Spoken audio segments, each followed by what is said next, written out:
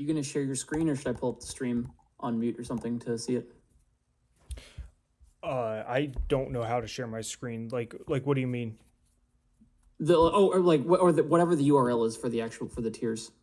Like, how do I see what we're talking about? Ooh, that's a good question. How do you propose to do this? Is it a URL that anyone can see? It's a URL, but I don't think you can see like the live updates.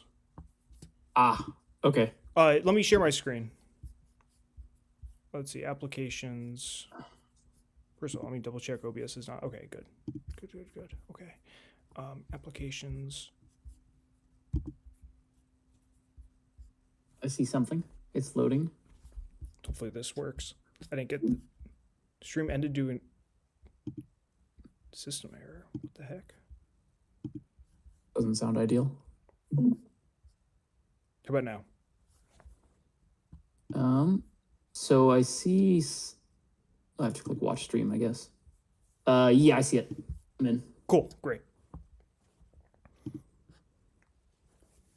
All right, and then let me just get this shared. Let me double check on my phone that we are in fact live. Let's see.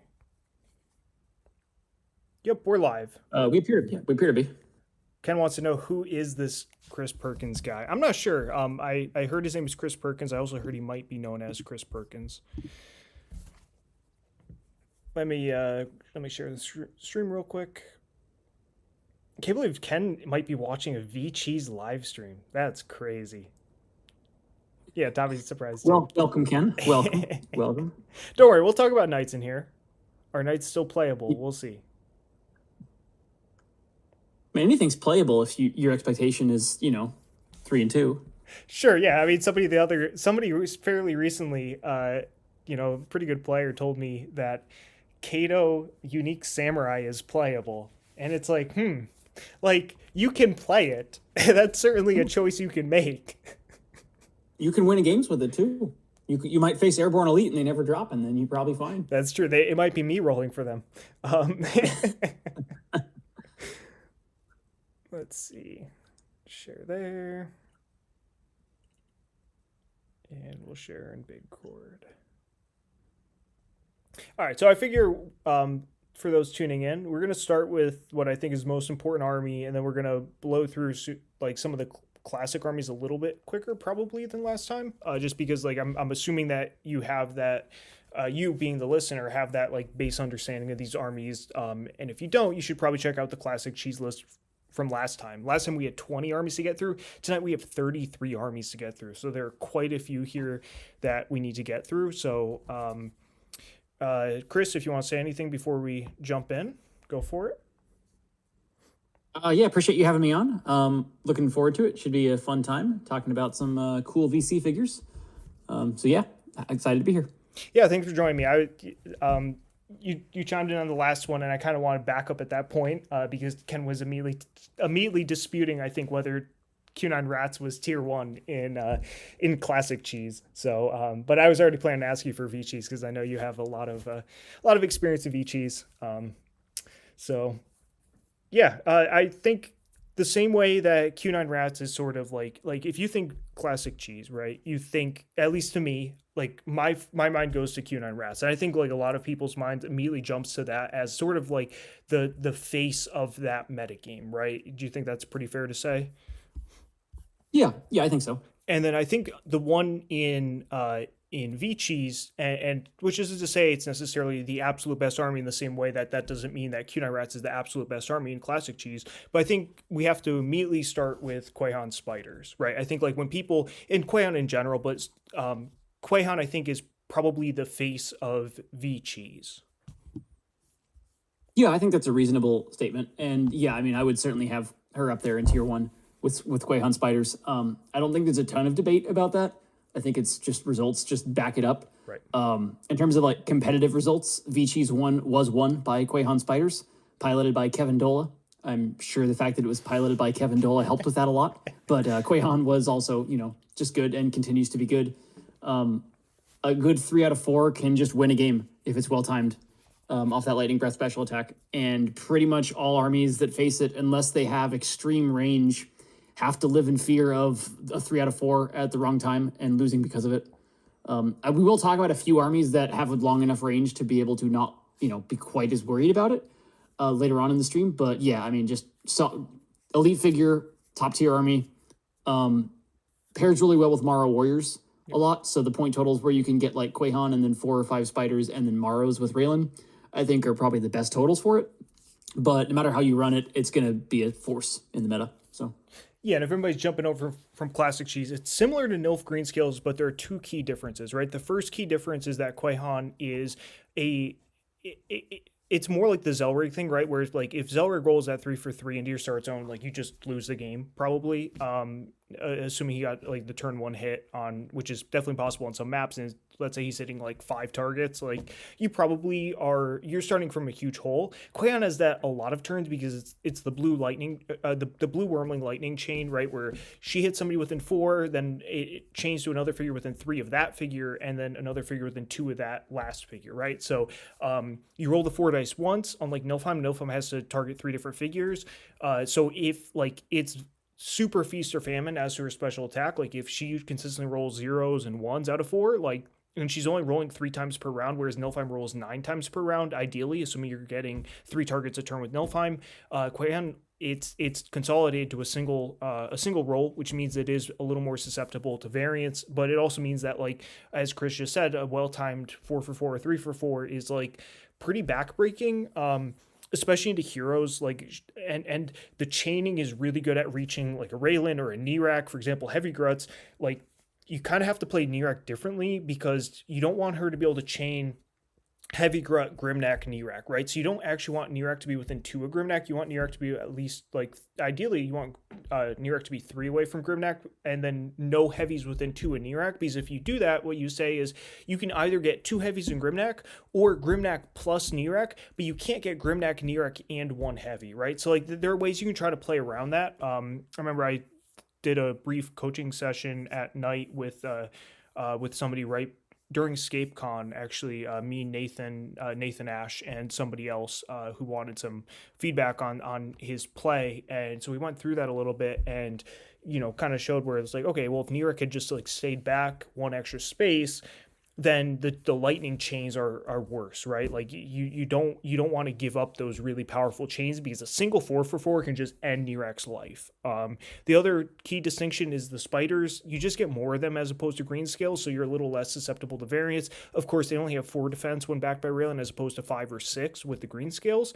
But you do gain the upside of 7 movement, which is quite nice to just throw out there and tie stuff up, as well as the entangling web, which is relevant into like melee, the ability to get the entangles off, especially if it's more passive, meaning the melee figures engaged but didn't kill you, so you're not spending 3 activations setting up a single entangle, which is usually not a great prospect.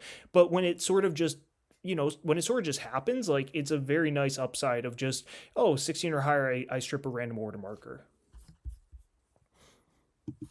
Yep. Yeah, all that is very, very true. And I mean, yeah, it's top tier army. I think probably the thing that I would think of the most of all of those sub points is the chaining into Raylan, because I think that's just super relevant in the VCheese meta, especially if we're going to compare Quahan to Nilfheim. There's a lot of armies in here that have Raylan in them that Quahan just has better access, like better upside in the early game, where like if you hit those first 2 lightning breath special attacks, she might just die. And if she does, you just win. Yep. Ken is asking the very relevant question of which one of us is taller. I think I'm maybe a little taller, but yeah. Thanks. Yeah, I think Mike's a little taller. Yeah. Thanks. We appreciate your contributions, Ken. I will not be growing my beard though, so I will not make the beards of ScapeCon. I like to keep it. Some of us Ken. Some of us have to look like productive members of society, so we can't go full pirate mode. All right. I don't know. Do you want to talk about Quahan Greenscales now as well?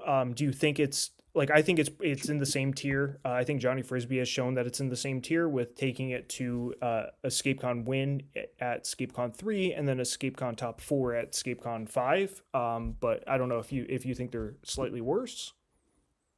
I mean, I do think they're slightly worse, but I'm also not sure that like like if we were ordering these 1 to 30, I would definitely have it after Quahan spiders, but I'm not sure how much granularity we're going to need here as to whether it should end up in tier 1 or tier 1.5. I mean, there's definitely metas where the scales version is better than the spiders, and vice versa.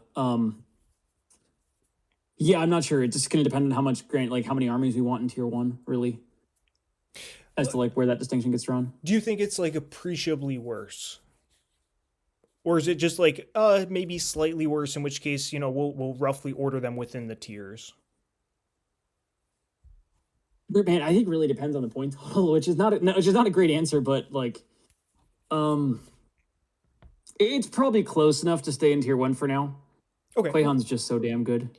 Yeah, we can always bump it down if Yeah, need be as we get some yeah. more armies up there. Mhm. Um, and I think the other reason we're starting with Quahan is I think that it helps set up sort of like the broader metagame picture as to, like, for example, why Q9 rats might not be tier 1 anymore in VCheese, right? I don't know if you want to jump to Q9 rats immediately or if you want to go to like heavies next. Just one last thought on this before we jump there, though. Yeah, I think that with Quahan Greenscales, I'd be more tempted when the points work out a lot to go for Krav as the unique piece addition to that army. Whereas with the spiders, I think Mara Warriors would pretty much always be my choice. Just because the Greenscales version really wants to be able to draw you in sure, a little bit sure, makes more sense. aggressively than the spiders. So I might build that army out a little bit differently. But yeah, let's jump to Q9 next. I think that Q9 is just so damn relevant. We should always lock him in when looking at metas. Sure. I mean, I think it's kind of hard to like super lock him in. I don't think he's tier 1 anymore. I think we were looking at 1.5 or 2, right? So if we're going with just Q9 rats, I would go to 1.5. Okay. It's still like incredible into so many things, even if it got a significant weakness into Quahan. Um, yeah, I don't know. I think that when we're done with this, we're looking at the tier 2 stuff, and it's just going to crush that stuff. Okay, sure, fair enough. I mean, I think the big difference is that when you have a dragon at the top of the meta, and specifically like Quahan, it makes the prospect of running rats a lot worse, right? Because like rats are not great into Quahan, and be able to chain to Raylan is pretty relevant. That's one of those things Chris was mentioning there. You can block chains with Q9 at least because the way it works is like each figure in the thing needs clear sight to the next figure in the chain. So if Quahan targets Q9, then Q9 needs LOS or not LOS clear sight to the next figure. So oftentimes you can position to where Q9's at the front, so that way Q9 doesn't have clear sight to Raylan, so you actually cannot chain from Q9 to Raylan, right? So like there's some tricks like that you really need to know if you're going to play the matchup from the Q9 side. Because again, you cannot give free chains into Raylan in the same way that I was talking about. You can't give free chains into Nirak. That's just a losing proposition in the matchup. So, but it's pretty hard to get value out of the rats in the matchup. I think Adam has tried a couple different ways, right?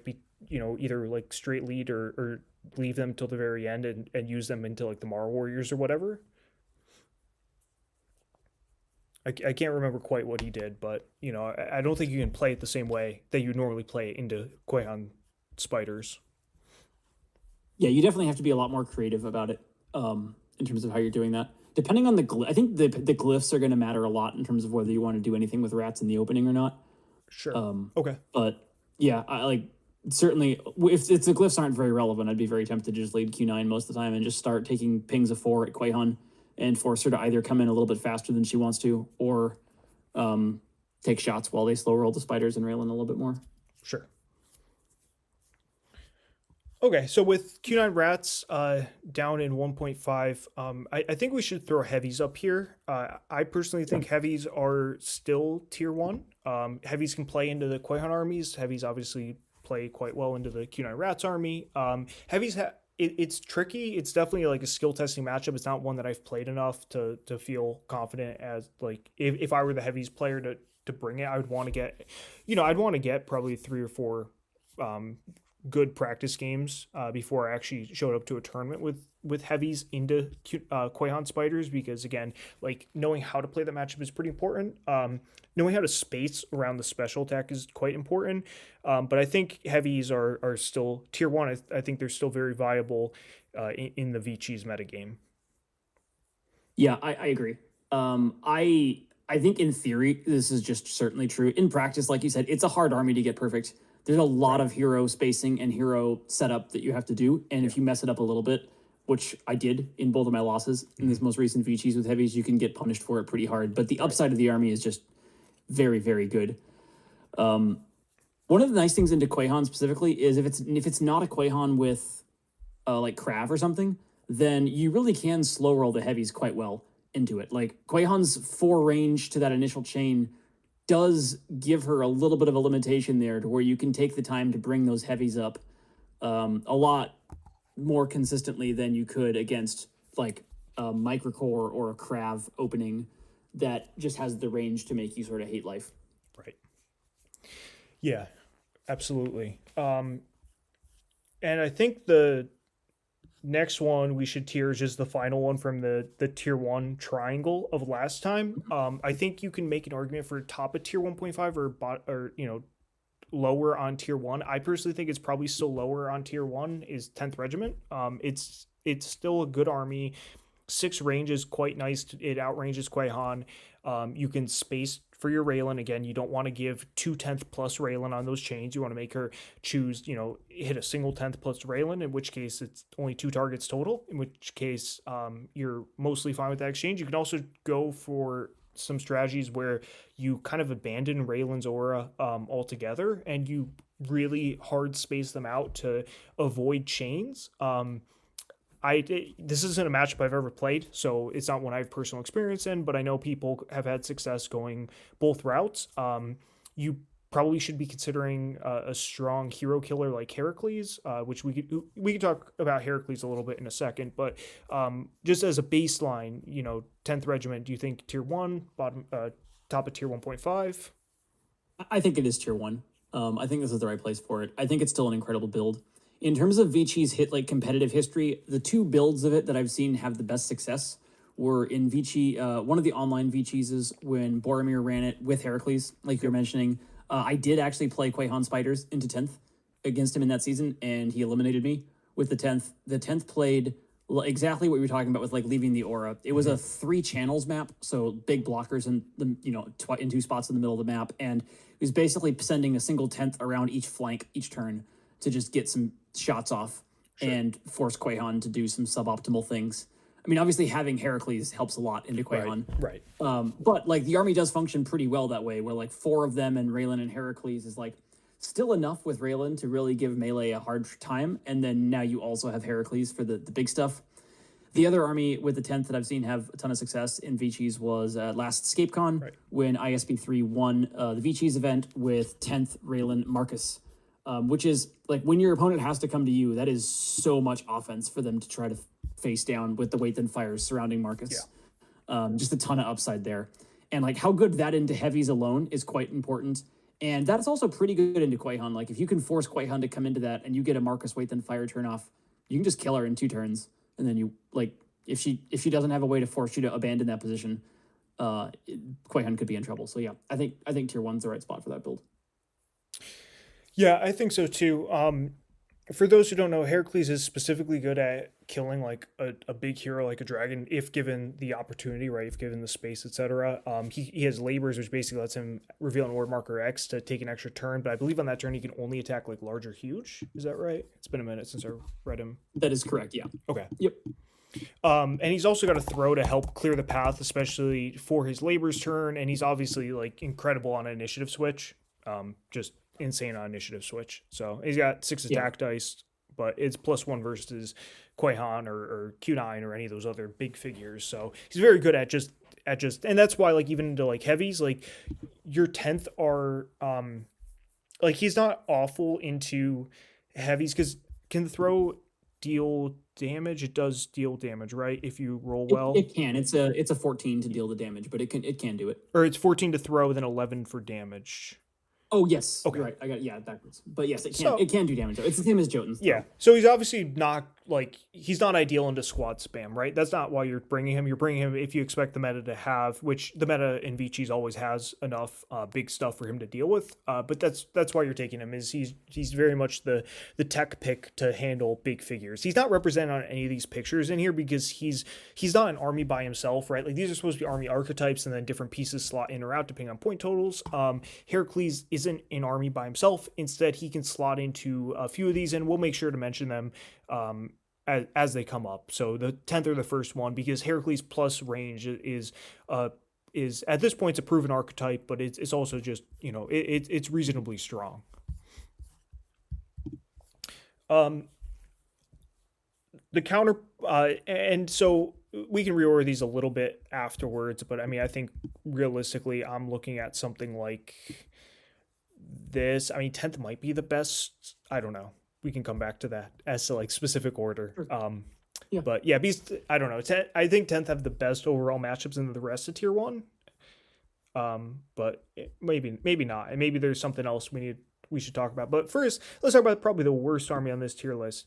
Poor Phantom Knights. They still don't like this tier 1. I don't know why I have them on here. They're awful. I mean, adding Quaihan just makes them like extra awful. Like it's terrible. It's a horrendous matchup. There's nothing they can do in it. Yeah, don't bring PKs to this. Bring PKs to Reverse the Whip. Don't bring PKs to VCheese. Yeah, right. It's unfortunate. I think PKs are really cool. I think they're a lot of fun to play. But man, they're just not what we're looking to do here. So the counterpart to 10th, of course, are 4th. We'll throw a 4th up here. I can see the argument for tier 1.5 or tier 2. I don't think they've ever won yet, right? But I think they've had maybe at least like a couple tops. I'm leaning, I don't know. I actually don't know that they're much worse than Q9 Rats into the metagame. It's interesting. It depends on whether you're going to want them in the same tier as the follow-up 4th build that we're going to discuss or not.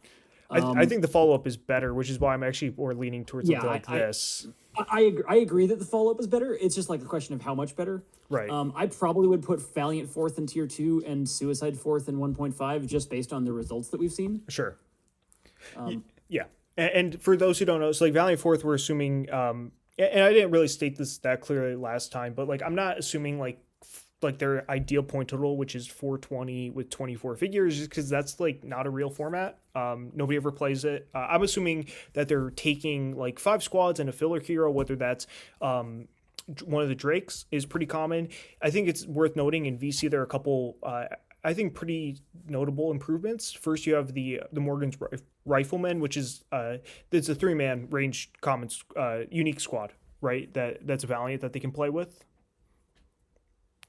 Yeah, 3-man. I mean, I've definitely seen that version of it played a lot. I don't personally think it's that good.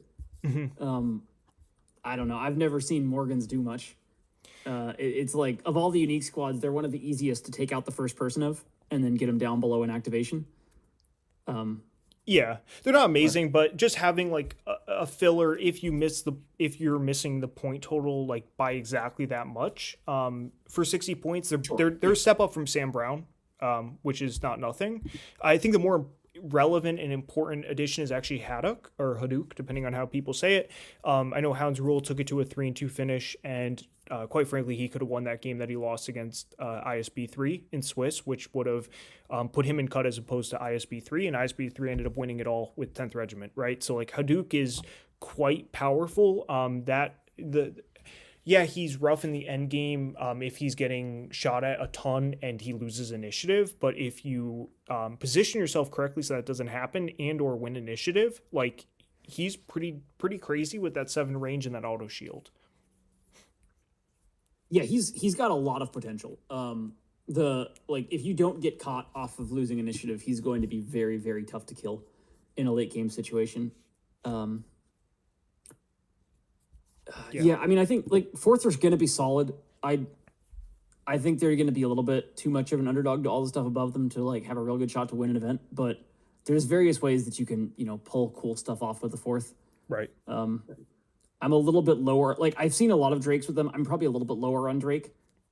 But like again, there's a lot of point totals where that's really the only option though.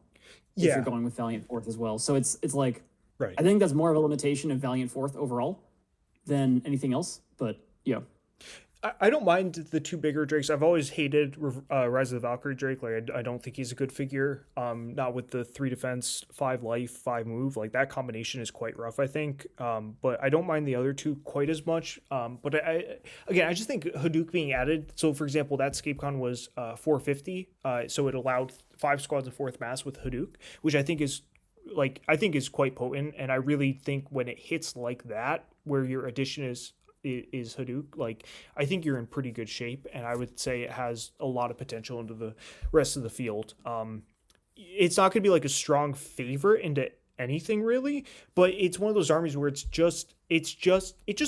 so redundant, right? Like you kill a 4th mass and it's just another 4th mass. Like there's nothing special about the army. It's just bread and butter. But it also means like they can't go for some assassination play, right? Like they can't assassinate Nirak or Raylan or Quahan or whatever other figure, because there's nothing, like you kill a 4th and it's just another 4th. Like you don't have to worry so much. You can space well against Quahan. I think that's one of the nice things, is you can space very well against Quahan and not have to worry about it. Because you don't even have Raylan as a consideration. You're just always 3 defense.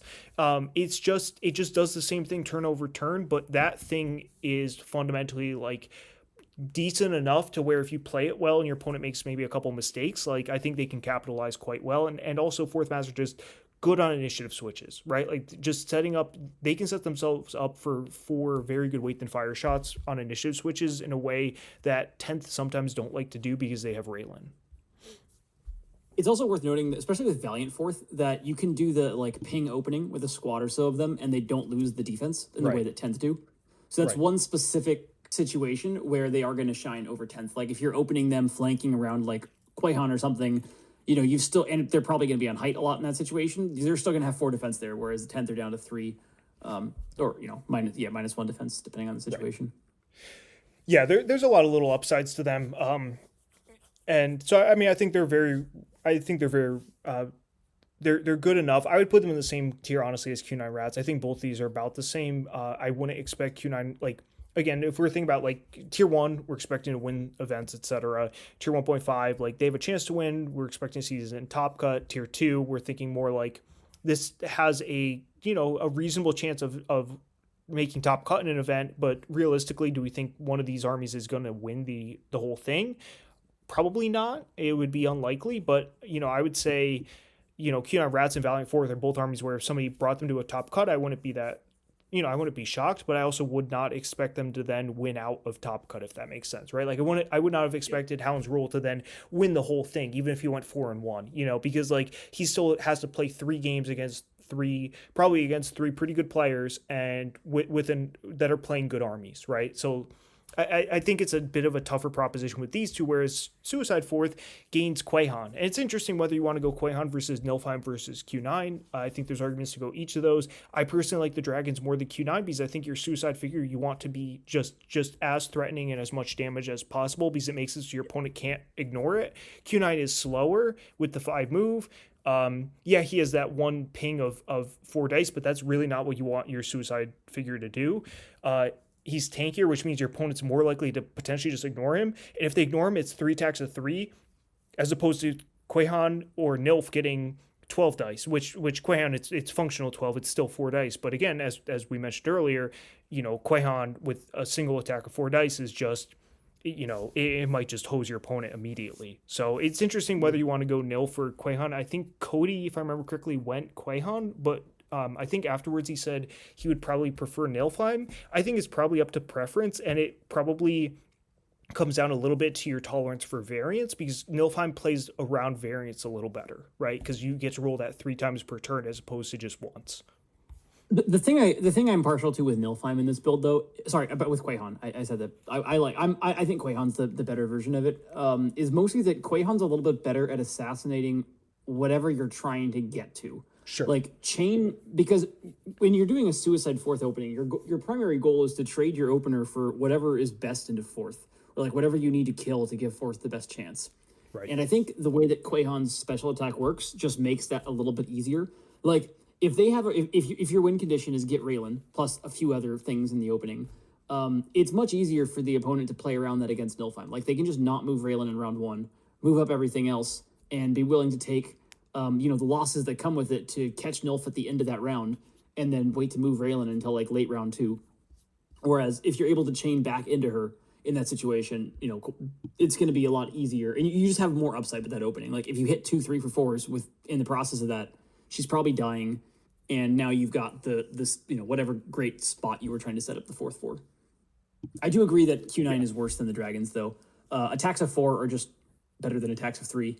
So, right in that situation, exactly. I don't think Q9 really facilitates the game plan that you're looking for with the suicide figure.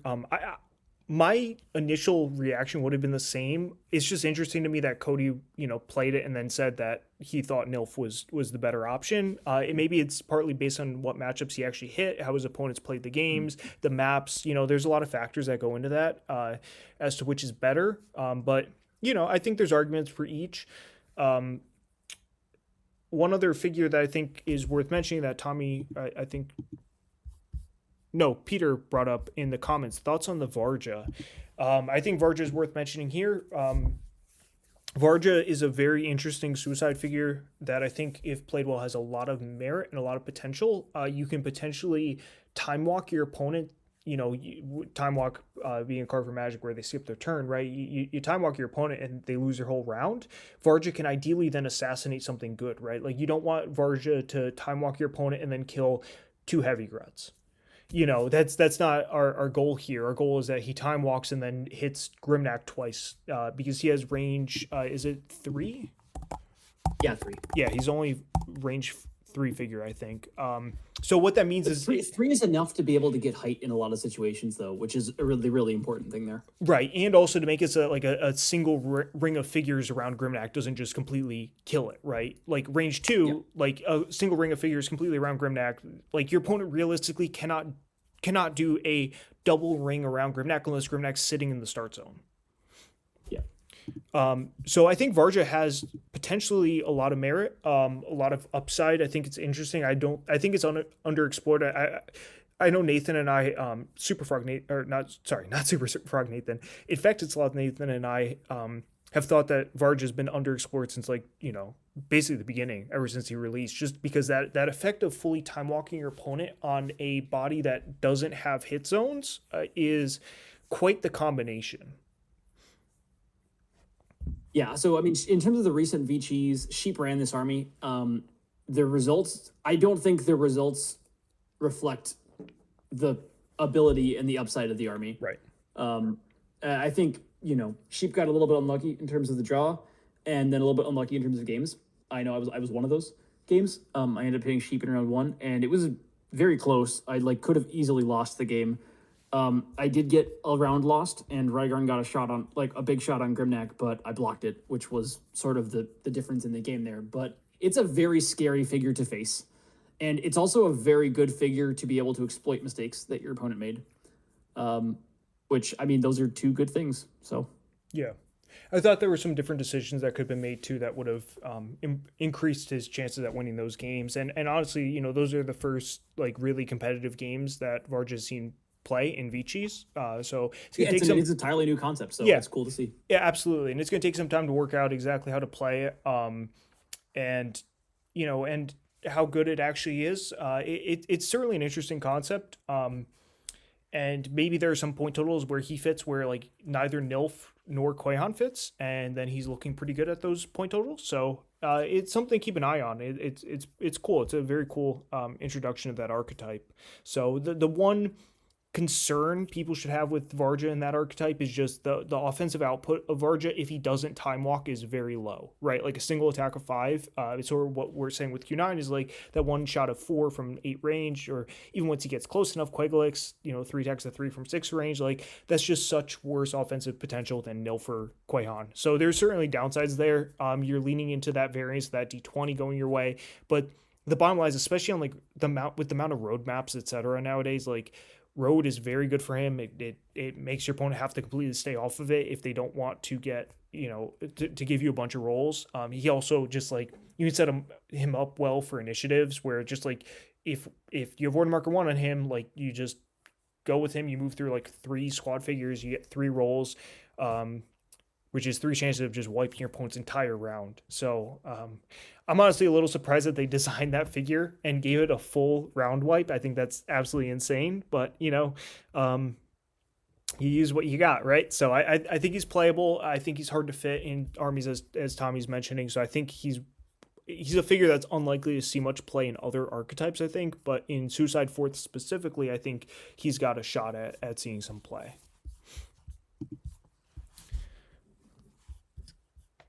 All right, so I have tried to fit him into Rygarn. We haven't gotten to Rygarn builds yet, but I have tried to fit him into Rygarn builds as well, and I haven't been able to find a good total for it. Just like while we're on Farjo. Yeah, and that's exactly where I was moving to next, was Q9 Rygarn. I'm separating the Rygarn armies into 2 different buckets, which is Rygarn with Q9, which is the normal Rygarn armies, and then also just Rygarn box, which is sort of like Unique box, but with Rygarn. Those are the non-Q9 versions of it. I think those are appreciably worse. I think they're tier 2 or even tier 2.5. Like you try to slot like Great Bows in or something, I think it's a lot worse. But the Q9 Rygarn army, I'd put it down to 2.5. 2.5. I think it's bad. Yeah, you can try it. I don't think it's very good. I think Q9 Rygarn though is just clearly tier 1 at this point. Q9 is such a strong figure. You're playing the better Q9 army. That's part of the reason I have Q9 Rats all the way down to tier 2, is that I find it tough to justify playing Q9 Rats when Q9 Rygarn exists. The whole concept of Rygarn with Q9 is that instead of bringing Rats, which don't do a whole lot, into some of the best armies like Heavies or Quayon Spiders, is you get these other pieces that help shore up those other matchups. So for example, you have Morrow Warriors, you have Q9, you have Rygarn, you have Raylan. For those that don't know, Rygarn gives you a free order marker swap once per round. That's very powerful with the VC inclusion of Brute Gruts, which are basically a 4-man unique squad with like 3 attack, 4 defense. They get +1 attack into common figures, so they're 4 attack. And then you can, up to 3 times per, I think it's up to 3 times per game, you put a marker on them, and then they get to attack again after attacking, but then they lose 1 defense die. So the -1 defense doesn't matter a whole lot, because if you're doing it correctly, like they're within Raylan's aura versus something like Heavy Gruts, and they're getting like 6 to 8 attacks off in a single order marker of 4 into Heavy Gruts, or 3s into Grimnack if they want, but oftentimes it's 4s into Heavy Gruts, and that is like what I mentioned in the last stream with Ken was that Q9 is just 3 attacks of 3, and it's like every single turn in the Q9 rat spell is just like 3 attacks of 3, 3 attacks of 3, 3 attacks of 3. Like, then the day, that's not enough offensive output to deal with stuff like Heavies or Knights, if the Heavies and Knights play well, or assuming reasonable map, assuming the players play well, etc. Like Brute Gruts into Knights, Brute Gruts into Heavies, and they've disengaged as well, so you can just run wherever they want. Like, Brute Gruts are crazy, and that's part of the huge upside of Q9 Rygarn, is that Rygarn lets you just switch an order marker to the Brute Gruts exactly when you need. So the army, and then you can fill it out with, like, some people have tried like Exiles at higher point totals, or like 2 squads of Rats, which is sort of the best of both worlds at that point. You get to do a little bit of screen with the Rats, time the order marker appropriately. You can do even just a single squad. It's still honestly enough. You can do Hydra. Like, there are a lot of options you can slot in at the end of the build. But just the fundamental core of Rygarn, Q9, Brute Gruts, Morrow Warriors is just incredibly strong. And I think I think it might be the best army in the game. I think it's like top 2. I think it might be the best army in the game, but it's up there. I think Heavies have I don't think Heavies into it is as bad as it would seem. Like, Brute Gruts are great into them, but it's the only piece that's great into them. Right. Yep. And if you do it well, there's a very good chance you can chomp 1 Brute before they get activated. Now, it's a lot tougher with the 2 Rats version of the army. Right. Which I think is probably its strongest point, because 2 Rats is enough to prevent Grimnack from being able to get to a Brute before you take that order marker on them. But there's various versions of it at different point totals where I think the Heavies are just doing fine into it. Quayon's also fine into it as well. Like, Brutes don't do much into Quayon, which is a little bit of a downside for the army. Yeah, I mean, it's certainly up there in tier 1. I don't know how exactly I'd rank this stuff. I'd rather wait and see how much, Yeah, I don't know how I'd like move some of those around depending on what else gets in the various tiers, but it's an elite army for sure. And I'm not even putting it at the very top because I think it like destroys the rest of the tier. I just think it has the most stable matchups into the red. It's sort of like why I had Q9 Rats at Yeah, the top of that's the cheese premise one. of it. The premise of it is bring something that's great into everything, and then be Exactly. ready. So that's kind of why I think it's potentially, and I could be convinced as to, like, any of these top like 4 to 5 armies as to, like, which one is the best. Like I don't think the order matters a ton. This is just sort of my gut reaction is that, like, I think Q9 Rygarn gives you tools into like every matchup you could possibly see, including down into the like 1.5s to tier 2s. Is just like Q9 is such a good figure. He gives you the reason Rygarn box suffers is that, first of all, in the mirror, it's a lot worse to not have Q9. You want Q9. Also, just like Q9 is so stable into the stuff like the Weight and Fire squads and the Microcore troopers, so we'll get to that. Like, playing it without him, you're losing that order marker sync, because as much as people like to talk about like the merits of flexing that order marker, etc., a lot of your turns are just the 3 attacks of 3 with Q9, because that's your main offensive output of the army, just like on a turn-to-turn basis. And then you have the spike turns where like the exiles go and get 4 shots with black powder pistols, right? Or the spike turn with the brute gruts using their ability to get 5 or 6, 7, 8 attacks into melee in a single order marker. But those are the spike turns. They're not the every turn bread and butter. And losing Q9 from the army just takes out that like really consistent and sort of free order marker sync, in the sense that with Raylan, he's 9 defense with 4 life and just probably isn't dying anytime soon. And just losing the rats, like losing like 3 to 4 squads of rats, isn't a big deal. You also just take two matchups that are very relevant in 10th and 4th, and you go from being a big favorite to like probably an underdog, and that's a massive difference. Yep. In this meta, you're talking about going from like the Q9 Rygarn to the Rygarn box, like non-Q9 version. Yeah, yep. Correct. Yeah, so exactly. If you take if you do something other than Q9 with it, like you just take away the counter to all the Weight Than Fire squads. Yep. And now you're very vulnerable in those matchups. Like, you need Krav to carry. Right. And that's a lot of things. That's a lot of carrying. Krav do whiff. It happens. And if you have to get through 24th, you're going to whiff. It's just going to happen. Yeah, because even with Raylan, I'm pretty sure it's like 10% on the whiff, right? 10 to 11%, something like that. Yeah, it's around there. Yeah. But like, it's also like, if it's the first one, or like in the first round of turns, you're just cooked. Right. 10% doesn't mean that they die in the 10th shot, right? Like, that's not how percentages work. Yeah. Yep. I mean, like, if it's 10, I don't remember the exact one, but like, I mean, what is that? You're almost 30% to lose one in that first round if they're getting 3 attacks at you. Right. Off of 10%. Like, that's scary when it's your only counter. Exactly. Scary. Ryan, good to see you in the chat. I'm not too concerned about not having, I appreciate the promotion in 2026. I just started, so that's why we don't have many subscribers. Honestly, I'm pretty happy that we're already up to, I think, like low 30s in number of subscribers. I'm sure it'll climb up over time as I do this. But yeah, good to see you in the chat. All right, so where do we go next? I guess I just mentioned them. So let's talk maybe about micros now. Okay. Sure. We have 2 different versions. We have micros without lag lore and the micros with lag lore. My gut is something like this, but I could be convinced that it should be either one of these should be moved up or down a tier. So I think it depends on what your definitions are here. Like, if it's at their ideal point total, I think Troopers lag lore is tier 1.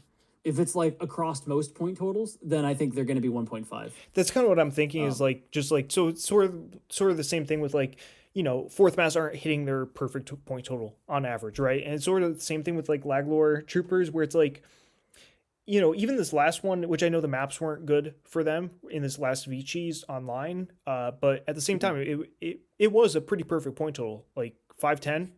I think they were underrepresented. I mean, there was only 2 copies of it, and then they got the wrong map pull. Like, they got bad draws on top of it. I thought it was an extremely relevant army in the meta when I was building for it. Yeah. And then, like, at 600 or at 590, more specifically, when you get 5 of them with Raylan and Laglor, my God, that's scary. I know, like, I was just petrified of having to take Quaihan into that, because I don't think you can win. Which, like, sounds kind of wild, but like, you have a similar problem with heavies. That's the thing, because like, I think it has great matchups into the tier 1 build specifically when you're able to get that army at 510. Now, like, Yeah, sorry, at 590. Like 590 is a very high point total. That's the so thing. Like I can certainly Yeah. see not wanting to give tier 1 credit just because 590 exists, but like, at 590 it's just crushing everything up there. Like 8 range is enough to murder heavies while they slow roll. 8 range is enough to outrange 10th. 8 range is enough to make Quaihan not be able to kill you. And then like if you can get like that really only leaves like Q9. And now you've got 20 troopers versus Q9. I don't know. That's a lot of dudes. Yeah, I just think 590 is ambitious, right? Like that was a single VCheese, and there might not be another VCheese event that's at that point total for a decade, right? Like it just isn't going to roll around a lot. No, And that's then fair. yeah, That's fair. I also think like just maps can hurt them a little bit more, right? Like they want ideal maps in some matchups. I might drop troopers without Laglor down one more tier as well. I don't know. I don't think it's very good. I think I just want to have 4th instead of them if I'm choosing between those two options. I agree. There's something and to be said. 4th has a result as well of winning an event that troopers without Laglor doesn't have. I'm trying to think if troopers got at least like a top with like, did Dysel get a top with like 2 squads of rats or something? I know she had a good run with them. I don't remember how far it went. Okay. Just because I think that's kind of what I'm thinking is like this build probably isn't just straight troopers plus Raylan. I mean, if you're on straight troopers plus Raylan, you should just be playing 10th Regiment, right? Right. I also have seen it. I know I played against Dysel in one VCheese where she also had Hydra in there. Okay. With troopers. Like there's various pieces that you can tech with it, but I think the problem is anytime you do that, you're now just getting so outcommoned by all the common spam. Yeah. You're just giving up the numbers to everything to achieve that. Yeah, and it's rough. You consolidate the attack dice into a single trooper too, right? Like you don't have to wait and fire with the other 3 at least. Like they get to still move, but like 10th get to wait and fire and get 4 shots of 3, whereas troopers are maxing. We're assuming no height for any of these, but 10th are looking at 12 dice with 4 attacks of 3, whereas troopers are looking at 3 attacks of 2 and 1 attack of 4, which is only 10 dice total, and consolidating all in 1 attack. So I think, you get more movement options, so you can theoretically get height a little bit better, but like 10th into the melee, get the bayonets, which is quite powerful. So like the overall upside of the troopers, I think is a little lower. And honestly, like I think the reason I had them at like highest as tier 2, but probably I think 2.5 is probably correct, is that like I think most of the time when you're playing straight troopers without Laglor, you should probably just be playing one of the other Wraith and Fire armies. Yeah, I agree. The special gives you a little upside into like it threatens specifically the big figures. It can kill a rat to free up the troopers without giving scatters. Like it definitely does some stuff, but at the end of the day, like enough of these armies are able to win without special attacks that getting 1 special attack in order marker, I don't think appreciably changes anything. It's not like I don't know. I'm trying to think where it would like be extremely relevant, and I'm struggling to think where it would be. So, yeah, there's not enough spots where it's like amazing. Right. All right. So let's jump to, I guess let's talk about uniques real quick without Rygarn. I think it goes in Rygarn tier or maybe one below. It's definitely better at PKs, but PKs might need their own tier. I would put it in the same as Rygarn, as the Rygarn without Q9. I think they're pretty comparable. Yeah. Power levels. I mean, Max. So Earthling ran that this year. I mean, for the most part, I would basically consider this the Rygarn Q9 build, but without Rygarn. Right. Which I know Max Earthling ran it this last VCheese, and I played a game against it with heavies. The problem is, it's just going to suffer if your opponent is able to read your order markers. Yep. And if they can read your order markers well, which elite players can, you're cooked. Yep. Agreed. Yeah. Did Doc also run that with like Maladrix? Yeah, I guess I don't know how do you consider that. So it was Q9 Raylan Maladrix. Yeah, so I would consider that in the same thing. I'm considering like these unique only armies that don't have that don't have Rygarn basically. Fair. I was surprised that Adam ran that army. Frankly, I'm not sure. I don't see the vision. That doesn't mean it's not there. But I still don't personally see it. I think it's outnumbered by pretty much all the commons. Like, it's a very specific tech army to like a very specific meta that you might be predicting. But if you hit common spam, you're just going to be cooked. Yeah, yeah. I think 2.5 is fair. Like the upside obviously is that you're not spending 90 points on Rygarn, but the thing is like Rygarn in the end game, that jump, for those that don't know, he's got 6 range with 4 attack, and then he also has vanish, but it's teleport vanish up to 4 spaces away. It's like crazy on a 4 life figure. So he is quite strong in the end game, particularly into melee. Like that first heavy attacks, and then he just jumps away, and then the rest of them that are adjacent to him just don't get to attack. He's pretty obnoxious. I also remember against William at ScapeCon East, I played the game quite poorly. One of my worst games of recent memory, and but anyways, in the towards the end game, I actually almost got him where if I won initiative, I was in great shape because he accidentally attacked Rygarn with a crab, and then I jumped 4 spaces towards that crab, and then he realized, oh wait, that was not what I should have done here, right? Like I do not want to attack. Yeah. I lost initiative, so it didn't matter. I was not able to engage the crab, and the crab left, and then Rygarn got killed by some other stuff. But anyways, like Rygarn in the right, like that jump is quite powerful. So yeah, it's not like the 90 points is a waste. Between the jump and the order marker switch, I think he's well worth it, but you can certainly play it without it. The jump is, I've lost several high profile games because of jump. It just like, it's just an escape hatch. Yeah, sure, it's only 25%. 25% is a lot when you have to face it, and there's nothing you can do to avoid it, where you just have to attack him and pray he doesn't roll it. Right. Tommy's saying 15 or higher. Is that true? That's 30 then. I thought it was 16, but I could be wrong. 15, yeah, 30%. Wow. 30, Jesus. Yeah. And he's got 3 defense and 4 life, so then you like it's not even a once per turn, of course, right? So like you don't even wound him with that first attack, and then he jumps on the second, and yeah. So and like 4 move is a huge limitation, but the jump makes up for that. Right. So as an example of recent game I just played from the first round of OHS, I had basically the end game was basically Crimson Twins on height versus Rygarn. And I'm shooting at him, but he hits the first jump, and then he moves 4 spaces. And then because of the jump is so good, like he's able to gain so much elevation on his next order marker, he's able to make it to max height.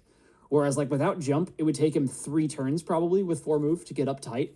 But like 1 jump can just get him there. And then now he's got height on everything. Yep. And you just can't dislodge him. So it's just it's a ton of awesome powers on that card. Correct. Yep, very powerful figure. Let's jump to, I don't know, do you want to do Nilf Scales or Night Snacks? Let's do Nilf Scales. We've done a lot of the other dragons already. Do you want to upset Ryan or please Ryan? I'd always upset Ryan. If those are my choices, we're upsetting Ryan. I think Nilf is worse than Quaihan. So yeah, I'd put it in 1.5. Interesting. I know Ryan disagrees. That's okay.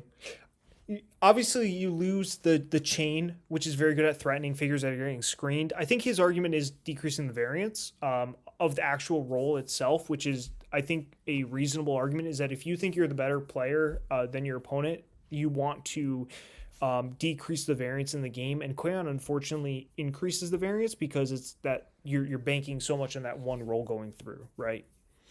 I mean, while that's true, I feel like spiders are also a way of decreasing variance if you have a significant skill edge.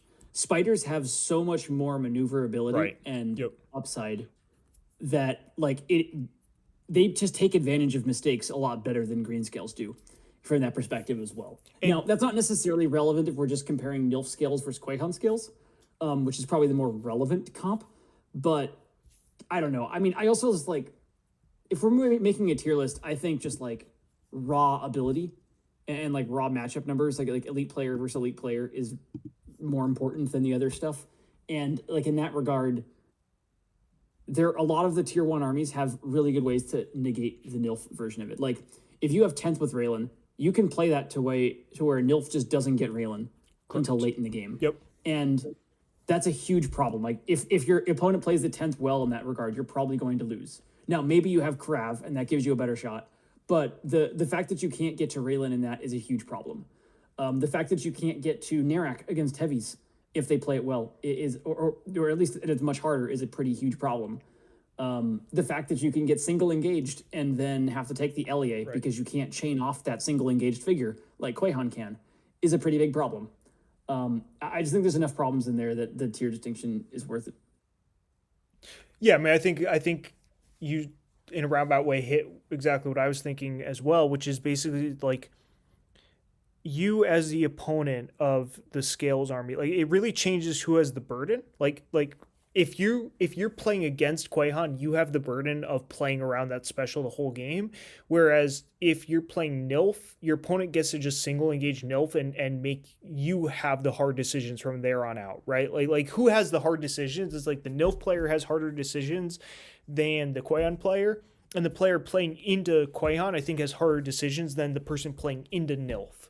Like if that makes sense, right? Like it's just harder to play around Quaihan's special, whereas Nilf, like you can single engage or like even double engage sometimes if it makes sense, and you make him like you force disengages, or if he doesn't want to disengage, it's potentially just one attack, really contextual as to what he wants to do. So I think there's an argument for one. I'm inclined to think 1.5 as well. It's interesting. I do like the fact that you're rolling 3 times a turn. That's the biggest reason to play Nilf in my opinion, as well as the 5 range versus 4 is not nothing, but at the end of the day you're losing the chain, which I think hurts you more than anything else. So without the chain, I think I would also prefer Quaihan. I think Quaihan's the better dragon, and that's before considering spiders versus Scales. Spiders also minimize the variance a bit in the simple fact that you get more of them as well, right? Like just having more figures means that a single die roll is not as important. So if you lose a couple green Scales to bad variants, you're already, you've already lost, more points than if you just lost that many spiders, Bad which is variants obvious. Or chomp. I mean, sure, absolutely. We've already put Heavings up there, and we're going to be getting to Adelburn later. Like those are 2 very good armies that can just erase one with no variants at all, and that's a problem for greenies. Right. Yeah, so I think top of tier 1.5 probably makes sense. I'm somewhere, somewhere in 1.5. The thing is, 1.5 armies are still quite good. Like, it's not like it's bad for an army to be in 1.5. Like these, like Nilf Scales, Troopers, Laglore, Suicide Fourth, these are good armies. Yeah, I mean, two of the three have won VCheese events, and the third one, Ryguy loves. Damn. The third one could. Realistically, it could. It absolutely could win an event. It's like, I mean, I'm nitpicking for reasons that I'd prefer the other one, but like, it's a great army and it absolutely can win an event. Yeah, for sure. Ryguy saying, and I'm not upset. I expect this channel to be wrong. Fair enough. Look, Ryan, I asked Chris what he wanted to do, so be mad at Chris, not me. Hi, Ryan. Look, Ryan, you can comment again once you get that affiliate link working again. All right, let's jump to chasers now. We got 3 different variations we need to talk about. Let's do the Bernie first. Let's talk about Bernie. Yeah. I think he's tier 1. I think he's at the bottom of tier 1. I don't think he's higher than where I've just dropped him, but I think he is decidedly tier 1. I think Bernie, assuming you have Raylan, you have to have Raylan with him. The 5 defense is too important. You don't need Nirak, as I think SRD and Shurig both showed. I think the maps and the mashups they got were, reasonably good for them. But at the end of the day, I think Bernie with Raylan, just that 5 defense with 8 life, with the chomp, with the 5 attack dice, like all those, with the 6 move single based, large immunities, all those things together, plus the fact that your chasers get that jump, which means you're skipping what would normally take most other armies. Like if you have 5 squads of them, you're skipping the first 1.5 rounds of development basically with those chasers. They can immediately get to glyphs. They can immediately engage off road on some maps. They can immediately take height. The jump is so strong. It's always been good. It's why I've always thought chasers were not as bad into weighted fire squads as people thought they were, because when played correctly, that jump was so powerful. All those things together, in my opinion, makes this a tier 1 army. Yeah. I agree. I think that's the right spot to put it in. It's hard not to after what we just watched with VCheese 6. Obviously it dominated. Part of that is a great point total. Part of that is it's a really solid army, and killing Adelburn's freaking hard. So yeah, I agree with all that. I think that's the right spot for it. Yeah. And again, just assuming you have Raylan. If you don't have Raylan, I think it's like tier 2 at best, probably even tier 2.5. Well, even lower, you can just erase chasers so Yeah. fast. Yeah, All but right. yeah, I mean the build with Raylan is she's good. And really, realistically, most of these are going to assume Raylan. But the next one doesn't necessarily have to have her, which is Kuthnak. We're now getting to the first Kuthnak army. I'm not sure that chasers are the best way to play Kuthnak. I agree, but I also would put it where you're putting it. My gut is sort of bottom of tier 1.5 in the sense that it's a good army, but I think I'd rather just have I'd rather just have an extra squad of chasers with the Adelburn plus Raylan combo.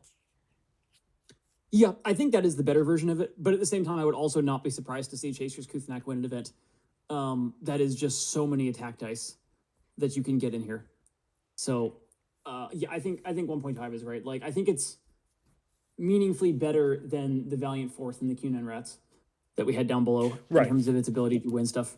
Agreed. So, yeah, definitely. There's also maybe an argument that you don't play Kuthnak Chasers with Raylan. You play it with Nirak. So you're saving some points there. So it's not quite as bad. You don't necessarily... Yeah, I think it's Nirak Miburksa. Yeah, that's exactly what I was getting to next. Chasers. Yep, that's exactly what I was getting to next. Is I also think it's potentially Miburksa as opposed to Adelburn, right? Is that you're going for more of the one shot with Miburksa plus, the whirlwind guy plus 2 other attacks, and that's honestly enough offensive output that you don't miss Adelburn that much. But at the end of the day, losing the chomp I think hurts enough to where it's a tier lower. Yeah, I'd agree. OG Chasers, what's that? That's good. And then OG Chasers are, I think, 2.5, maybe 2. I think 2.5. This is like basically Chasers with Raylan, Miburksa, and Nirak. Like maybe Raylan's in there. Raylan's also in there, but no Kuthnak, no Adelburn. I find it hard to justify playing this build at this point. I like the build still. I don't think it's good enough. I guess I could be convinced on tier 2. I don't know. So I'm a little torn between 2 and 2.5. I think I liked the 2.5. I think it's a lot worse in VCheese than it is in Cheese. There's a couple matchups that are problematic for it. One is Quaihan Spiders. That's an awful lot of spiders for it to cut through while Quaihan is obliterating your heroes with the chain. Right. That's just bad. I also think it's pretty poor into Troopers Laglor. Yes, you get the battle rush. They're still shooting at you really fast, and you can only move 3 dudes a turn to close that gap. I think that's a problem as well. So I'd be scared to run that build. I also just there's just no reason to run that version of it in VCheese. Yeah. Like, you want to play the super fast version, play Kuthnak. You want to play the Raylan version, play Bernie. Like, there's just no reason to run this particular iteration of it when you have those other 2 options. Yeah. And I'm actually kind of thinking like something like this is my tiers at this point, like within it. Like, I think straight micros are kind of not where we want to be. Maybe it's something like this. Yeah. Yeah, I think that's right. I like that. Something like that. Yeah. Actually, the other Kuthnak build while we might need to call this PK's tier. Don't end up. I think we're gonna get some more. I think we're gonna get some more down there. We might. All right. Yeah, we can talk about the other Kuthnak ones. Let's jump to Heavy's Kuthnak next. Heavy's Kuthnak is quite interesting because if you're going Kuthnak, you're at a specific point total. I'm in the 1.5 to 1. I'm going to drop in 1.5 for just a second, although it might be 1. Okay. If you're going Kuthnak, that means we already have our base core of Heavies plus Grimnak plus Nirak, probably.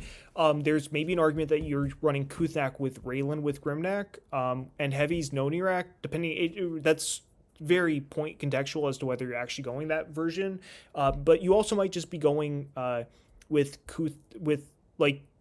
you might just be doing, for example, let me just use an example, like 530, right? At 530, traditionally you'd run 4 squads of heavies with Grimnak, Nirak, and either it's a 5th squad or it's Raylan, right? Like, those were traditionally your 2 options at that total. In general, I would probably lean towards Raylan, just be 6 defense Grimnak, or 7 defense Grimnak rather, is a beast. 5 defense Nirak is quite strong as well. But now you can actually just swap Raylan for Kuthnak, which is interesting, and I think Kuthnak is probably a bit better, which I think is where you landed as well.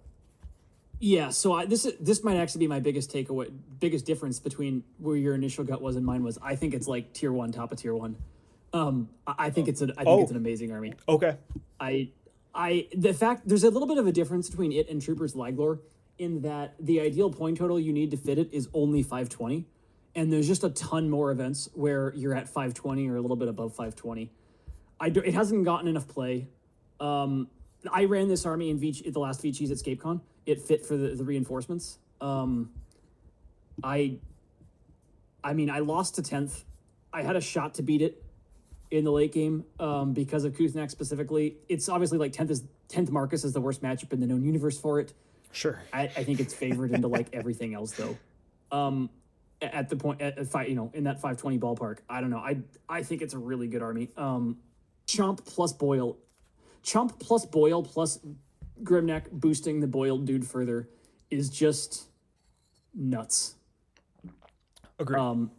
In addition, the fact that they actually bond with Kuznak opens up a ton more cool Kuznak possibilities that Death Chasers don't have. Right. Death Chasers have to order marker one Kuznak, move him once, and then never use him again. And there are ways to bond with Kuznak where, like, you just ship him forward towards the heavy that is already forward, and then that heavy now gets the absurdness. And it can just win games. It can get you back into games where you were a huge underdog. I think it's better than pure heavies. I would probably put it below 10th and above heavies. Yeah, in that ballpark. I'd probably invert heavies in Quayhan scales. Okay. But I do think it's better than pure heavies. Like, sure. At this point, if I'm playing heavies and VCheese, I think it's because I have access to Kuznak. In terms of like Kuznak versus Raylan, I agree with heavies. I want Kuznak. I'm not even sure it's that close at this point. Okay, interesting. Like heavies want that maneuverability. They want to be able to send things to go. Like you want to be able to send Grimnak to go chomp the right hole and then have heavies go into that hole. And kind of similarly to the Chasers Kuznak, like if you're going to boil a heavy, him starting off in Raylan's Aura, it just didn't matter. Right. Yep. Yeah, it's more just for Grimnak, right? Like Raylan makes it so that, It is, but I think like elite players can still force you to like double move your Raylan, and that can force you to do things you don't want to absolutely. Absolutely. I'm planning on double moving my Raylan if I'm playing Heavy's Grimnak, right? Like she's realistically not moving only once. And there's maps where that can work out really well for her, but there's also enough maps out there in modern maps where like that second move with her is really risky. Yeah. And the fact that she might just die immediately is a pretty big hindrance to that. It is. At the end of the day, though, oftentimes they're using their whole turn on doing that. And if they do that, I'm like, it's kind of ends up being a wash in a weird way. So that's why I've always never really minded if that happens. Like if I play her aggressively as her second move and then my opponent spends their whole turn doing that, then it's basically like we both just skipped our turns and I'm okay with that. Yeah, but now you're playing 80 points late in addition to that skip a turn. I am, absolutely. Yeah, no, but like there are enough times where it works to where I'm willing to take that risk, if that makes sense. Fair. And it's also a risk you have to take. Right. When you're playing. You don't have a choice. Yeah. You don't have a choice. You have to do it and hope it works out. Yeah. All right. I think the last one I personally think is also tier 1, although it basically doesn't see play. Blades Kuznak, though, I think Nathan, Infected Sloth Nathan showed was tier 1. I believe he come in second at that VCheese? Did he only lose to Ryan? Yeah, that was, he played Veggie in the finals, and then Tanner won. And then basically nobody's played it since. I know Tanner brought it to ScapeCon 5 and went 3-2, barely missing cut. I don't know. I guess I could be convinced on tier 1.5, but I think it's 1.5. I get the argument for 1 though. Missiling 10.9 move disengaged dudes is damn good. I think the 3 attack cap is a bit of a problem when you're running into like walls of dudes that are 4 to 5 defense. You get Grimnak buff still though, right? Like you still get 4 dice if you need it. If he's max forward, but I think the build wants to be shipping dudes way earlier than that too. I don't know. Like if it's like running into scales or heavies with 5 defense or 10th Reg with 5 defense or spiders with 4 defense, it just limits that kill upside quite a bit. Yeah. I don't know. I think the gap between Heavy's Kuznak and Blades Kuznak is probably big enough to merit the 1 to 1.5 jump. Sure. But I could well be wrong. Like you said, it's underexplored outside of that one time that Infected Sloth ran it. So yeah. I think the biggest argument actually is just that like you don't have to choose, right? Like Heavy's Kuthak has to choose on how they fill out their points. Like they don't get everything, whereas Blades just kind of get everything. They get enough squads of Blades plus Grimnak plus Nirak plus Raylan plus Kuthak. Like they could just take everything because they're so cheap. You get to 4 squads of them quick enough. You can get to 5 squads, pretty quick as well. I think it's a pretty real army. You don't necessarily need Nirak. Just 6 defense on Grimnak is probably good enough as well. I think there are certainly matchups like Greenscales where you actually just don't want to necessarily missile them in as early as I think you're kind of implying there. I think I think you need in certain matchups to play it a bit more like standard Blades or Heavies and save your Blades for a little later until you can actually make that more aggressive push with Grimnak and then really utilize Grimnak's buff for your Blades. So I think it's a hard army to play, and I think it's underexplored. I could be wrong. I think minimum is 1.5, though I really do not think this is a tier 2 army. No, I agree. It's up there. It's one that like I could absolutely see winning an event as well. I mean, it came close. It was, he was in finals with it, which is like that's pretty good. Yeah. Yeah, so I think honestly, like one thing that I think is a disadvantage to it is that the numbers, because you have so many Blades, there's not really a point total where you're going to add Maros in there. Right, you're not. Which like at really high point totals, like at 570, the Heavies Kuthnak can throw Maros in there as like that extra piece to have in-game shots or whatever. Sure. Yep. Now, the Blades Kuthnak, probably in general, Blades Kuthnak is something you're only considering at the lower point totals. Like if you're below 520, like maybe even much, much lower. Like at 470, you can have 5 of them with Grimnak, Raylan, and Kuthnak, which, I mean, that's a lot of dudes at 470. So like maybe it's more legit there than I've given it credit for. I don't know. But I do think it pretty meaningfully suffers once you get up above the 500 point total, which is Kuthnak 65? 70. Okay. Plus 70. Kuthnak 70. Yeah, I mean, so like at 520, you get 5 squads with all 4 heroes. You get Grimnak, Nirak, Raylan, and Kuthnak. Yeah. Like I think the army's pretty legit. But I agree. Like once you get much above that, it starts suffering. It's not funny because at 520, you just directly compare that to the Blades. To the Heavies? To the Heavies. It's 5 Blades with Raylan or 4 Heavies. They're the same thing. They're the same points. Right. And I'm not convinced that the Heavies are better, I guess, is my thing. That's fair. I think that extra squad and Raylan are meaningful. But, I could be wrong, though. Just like the base extra attack die of the Heavies is not nothing. I also just always have loved that 6 move on the Blades. It's so flexible, so nice. It's really one of, obviously like that's the only thing they have going for them other than the point cost over Heavies. But I've always found when I've gone to play Blades that like the amount of movement options that extra move opens up is like ridiculous. Like just how I used to be able to play this game like this, Yeah.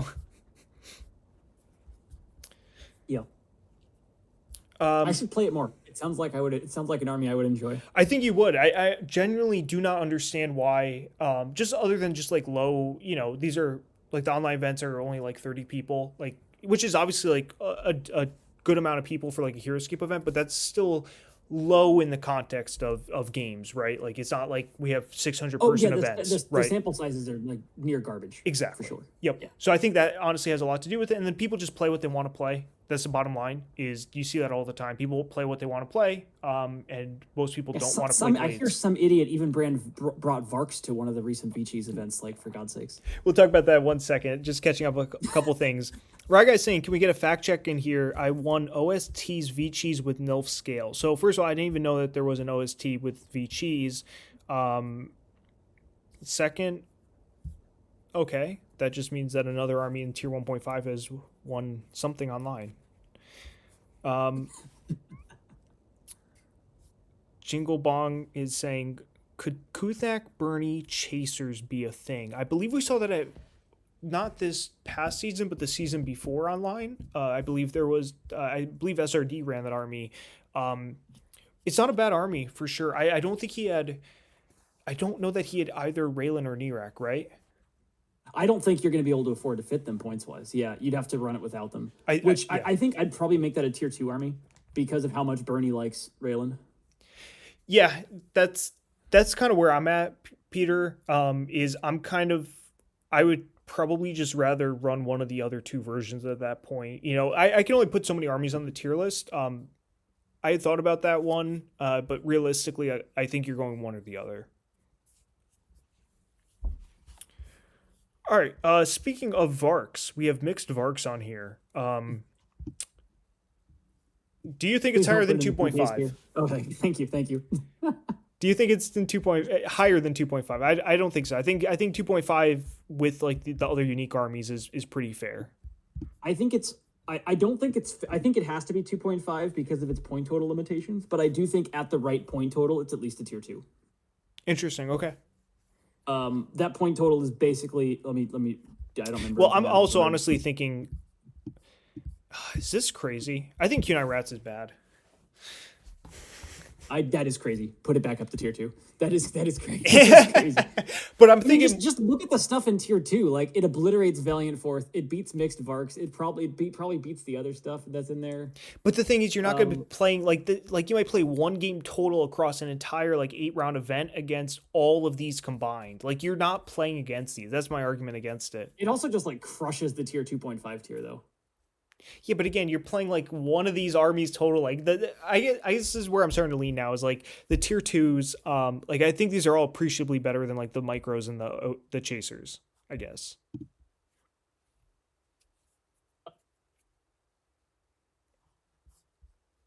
I think that the Valiant. But I think Valiant Fourth is appreciably better than the Rygarn and Unique box stuff. I agree, which Varks, is.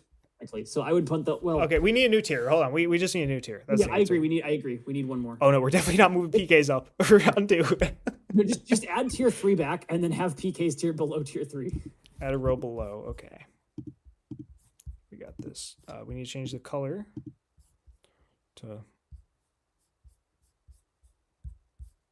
What's the worst color? While Mike works on that, to expand on the Varks build a little bit, the point total that basically the Varks build that I think for mixed Varks has the most upside is going to be Grey Spears, Arctos, and Swift Fangs as the Varks core. I think that's generally the most Varks core you can afford to put in. There's some merit to doing it without the Swift Fangs, but I think the Swift Fangs are really important for the 80 points to give you a second place to put the order markers. Agreed. And then you need Raylan. You absolutely have to have Raylan. Grey Spears with 3 defense just melt. And then the build that I ran with it was, on top of that, I added in 2 unique ranged squads, the Krav and the Mara Warriors. And the idea behind that build was basically it's a 3-wave build where the Varks are always the second wave, and then you either open Krav or open Mara Warriors, depending on which one you want to save for the end game to get Arctos' spirit to go on it.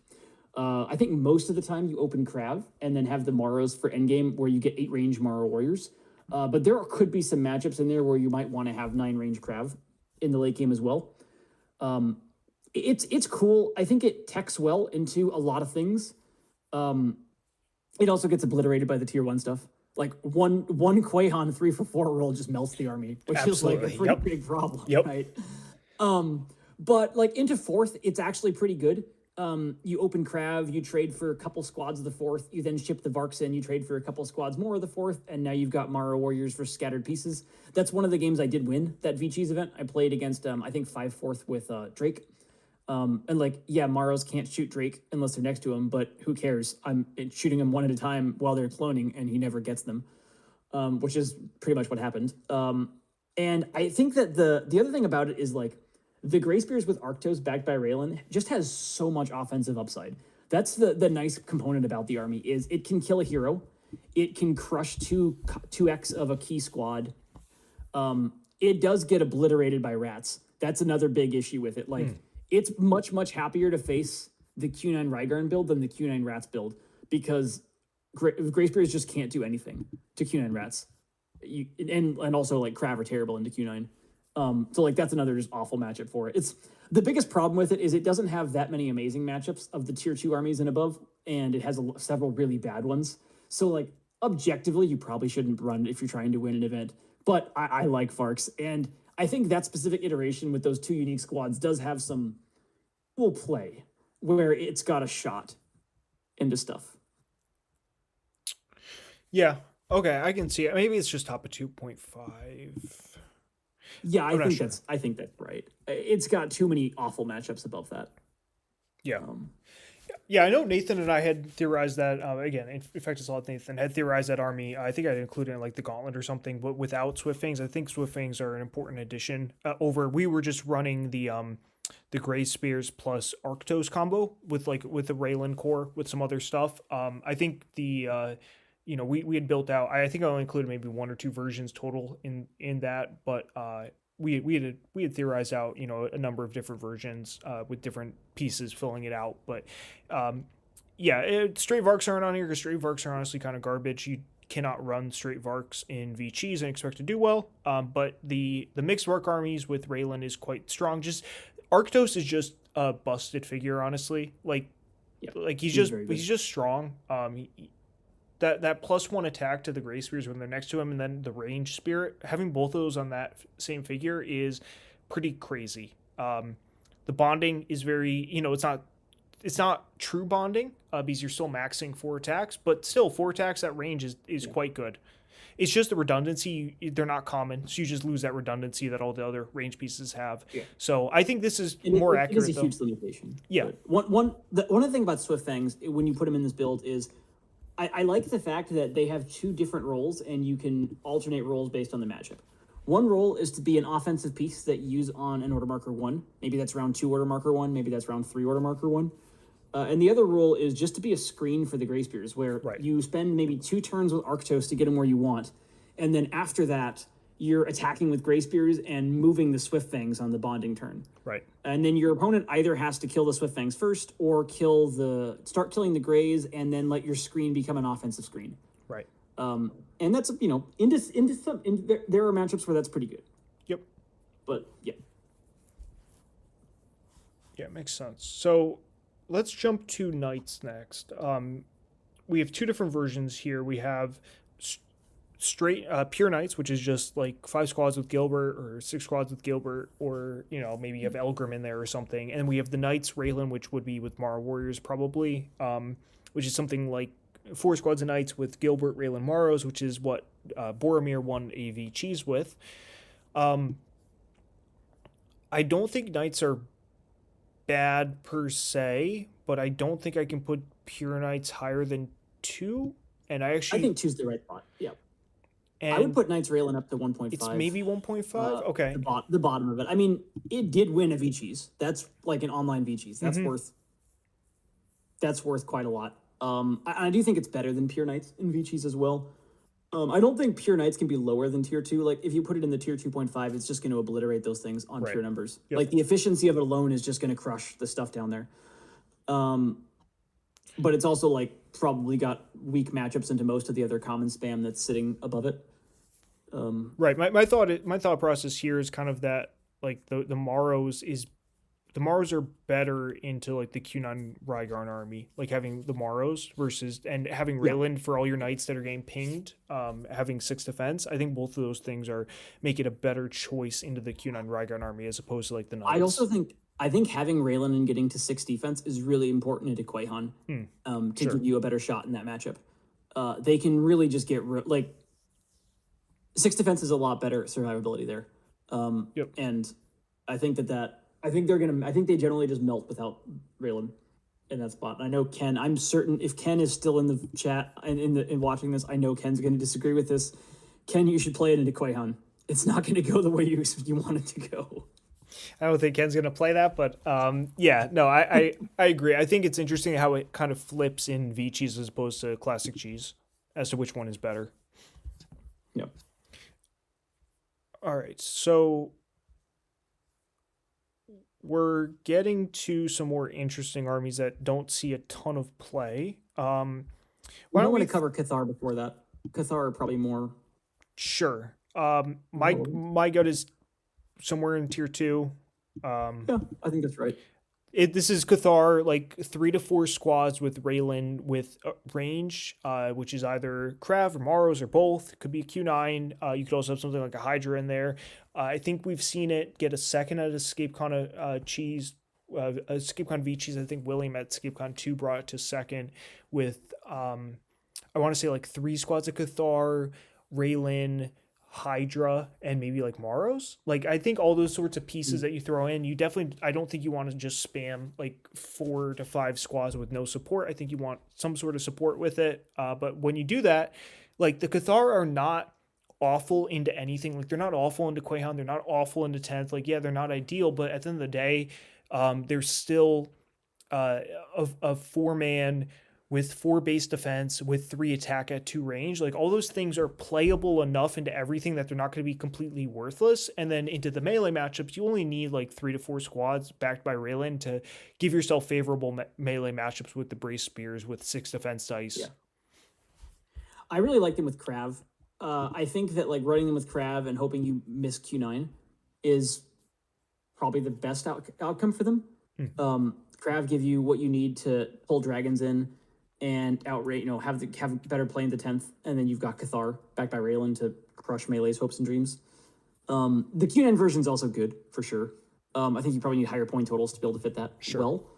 But it's like definitely legit. I think there's a lot of melees where you'd rather run Q9 with Cathar than Q9 with Rats, which is interesting in VCheese. Yeah, it is interesting. Yeah.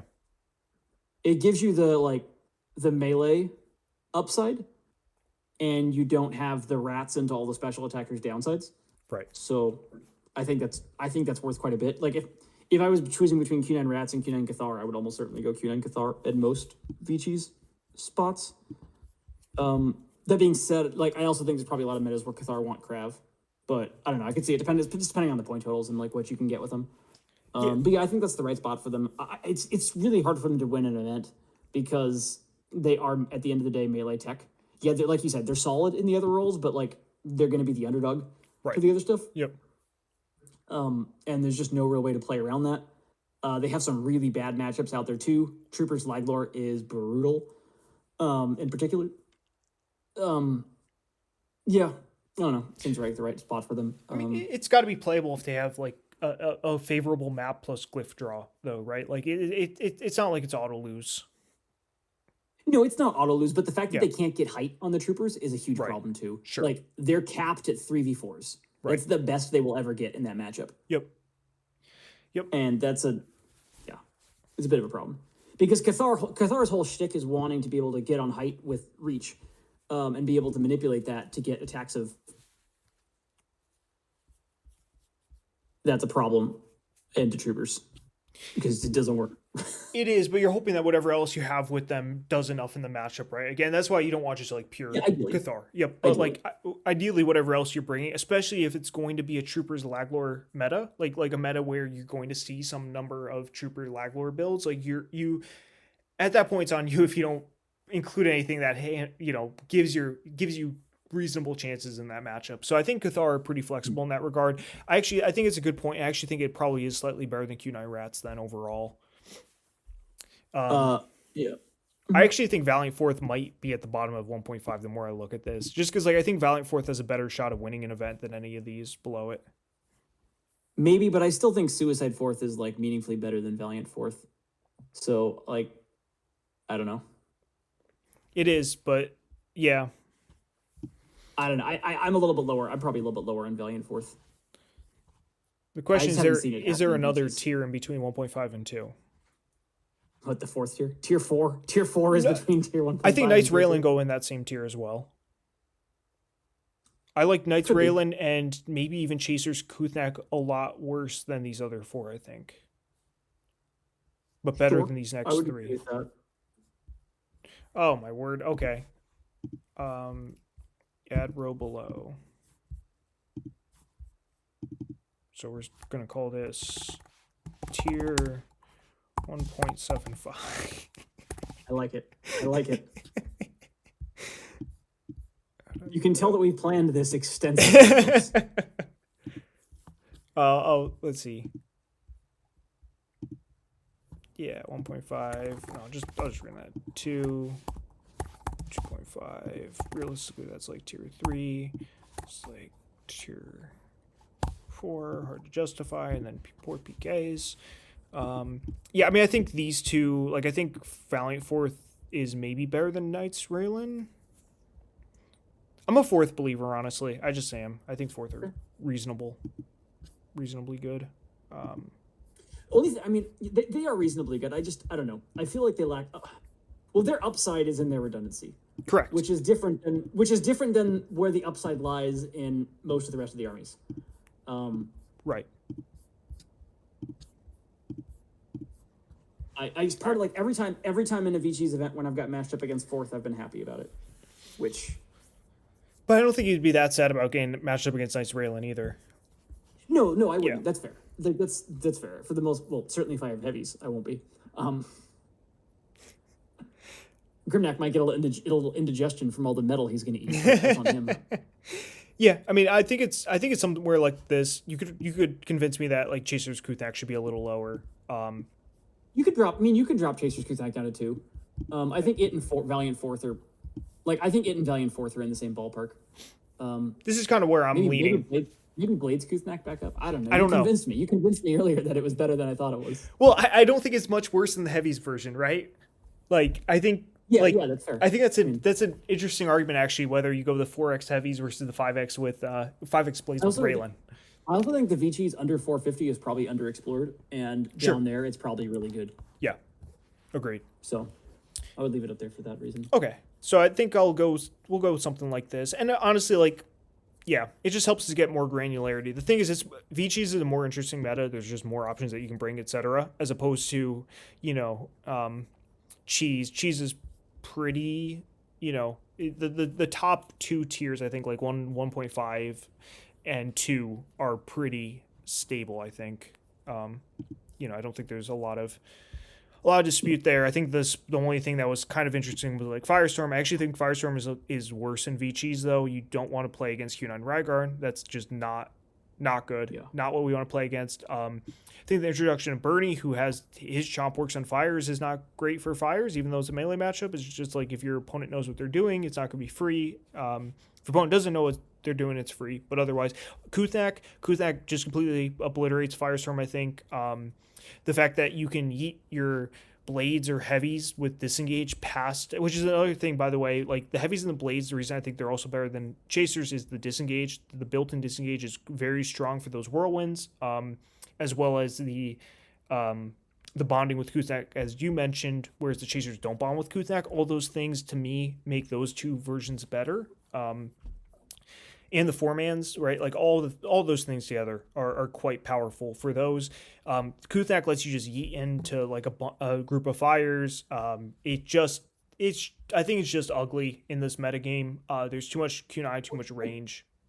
One matchup I'm curious, how do you think it does into Quahan Spiders? I think it can play. You got to be so careful with Kurok in that matchup.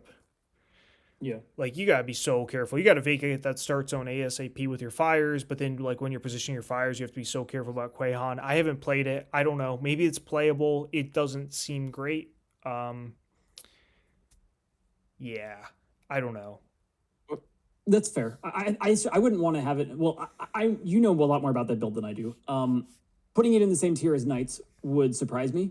Without I don't know, as someone who's played Firestorm less, having it in like 2.5 would seem kind of I don't think it's so. It feels like it's capped to me. Yeah, I think it's like 3 or maybe even 4. I think it's rough, and it's awful in the Troopers lag lore too. Like adding like an 8 range army is quite rough. Like I just look at all the additions and they're all bad. Like, other than maybe Quahan. The problem with Quahan Spiders is just like, unlike Greenscales, the reason you have a prayer into Greenscales is there just aren't that many of them. Spiders just get more of them. Yeah.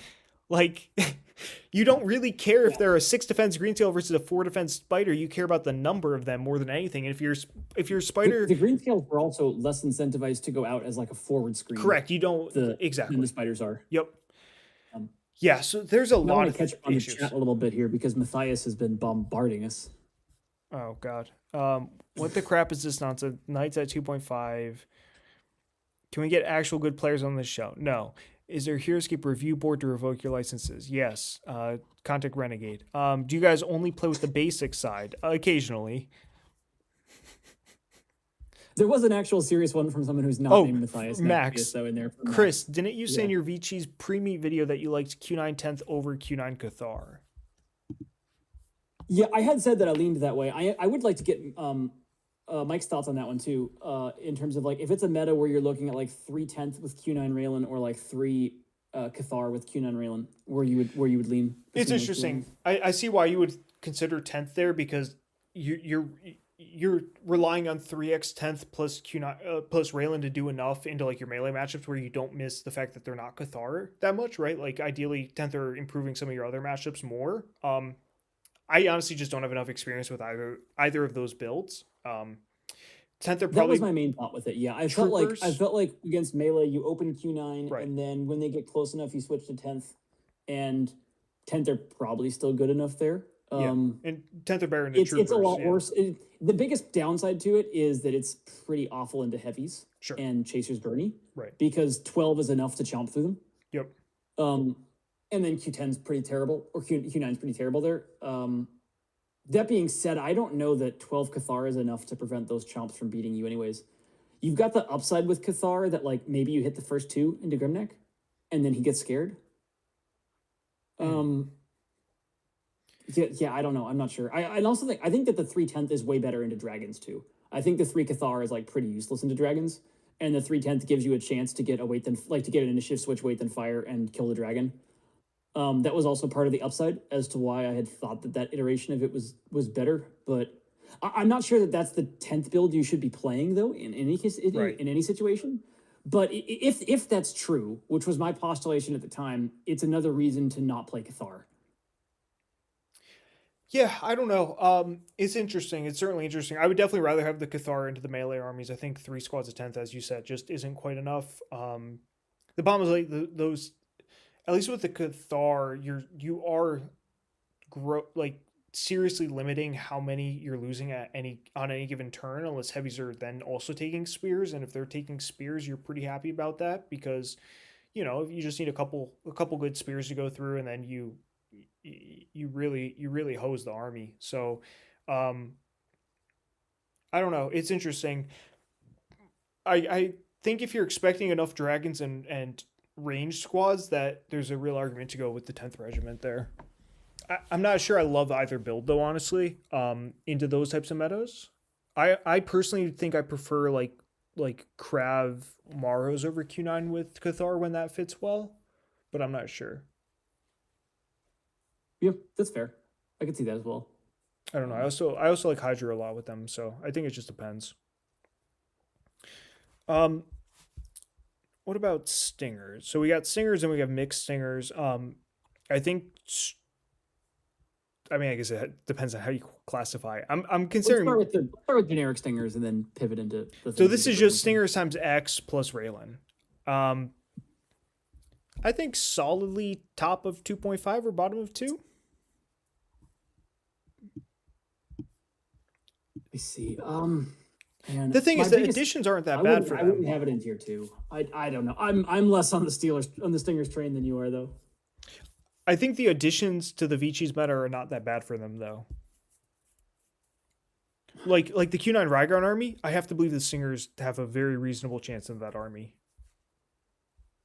Yeah, against Quahan, that is one that's good for them. Against Quahan, they can spread out.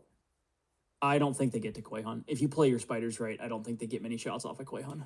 I think on any given initiative switch, though, you're in pretty rough shape as Quahan, right? Sure, that's what they have to play for. They have to play for that, right? What does your Stingers army have? Raylan? Is this like 5 or 6? With this Raylan? Is like 6 or 7 with Raylan. Okay. And then this is like either with the dragon or like 4x with which is what Drake usually runs, is like 4x with like Hydra and Raylan, something like that, right? Or like 5x with Nilf or I think those versions with like Nilf or something though are just worse than Suicide Fourth.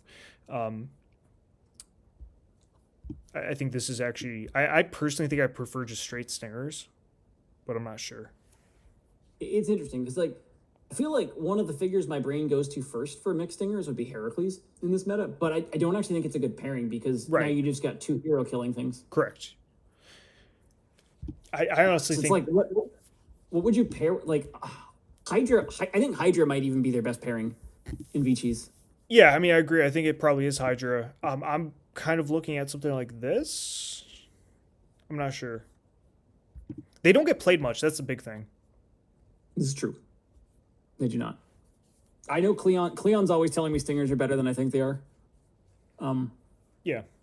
So I like that. I think that's fair. I think that's a good distribution. So I can live with that. The thing is, I think stingers have a better chance into the field than like over the course of a tournament than like Cathar. That's kind of my rationale. I don't think Cathar win. I don't think Cathar. Yeah. There's too many king builds that the Cathar suffer into. And maybe the mixed stingers are even something up here. I honestly think though, I'm not sure that Hydra is better than extra 2 squads of stingers. That's like my big thing though. I'm not sure that that's any better. Well, it's better into the melee stuff for sure. Is it? I think so. You're getting 4 attacks of 4 for a little while in there. I'm not sure how long it is though. Attacks of 3? Oftentimes though, melee gets the first strike on Hydra.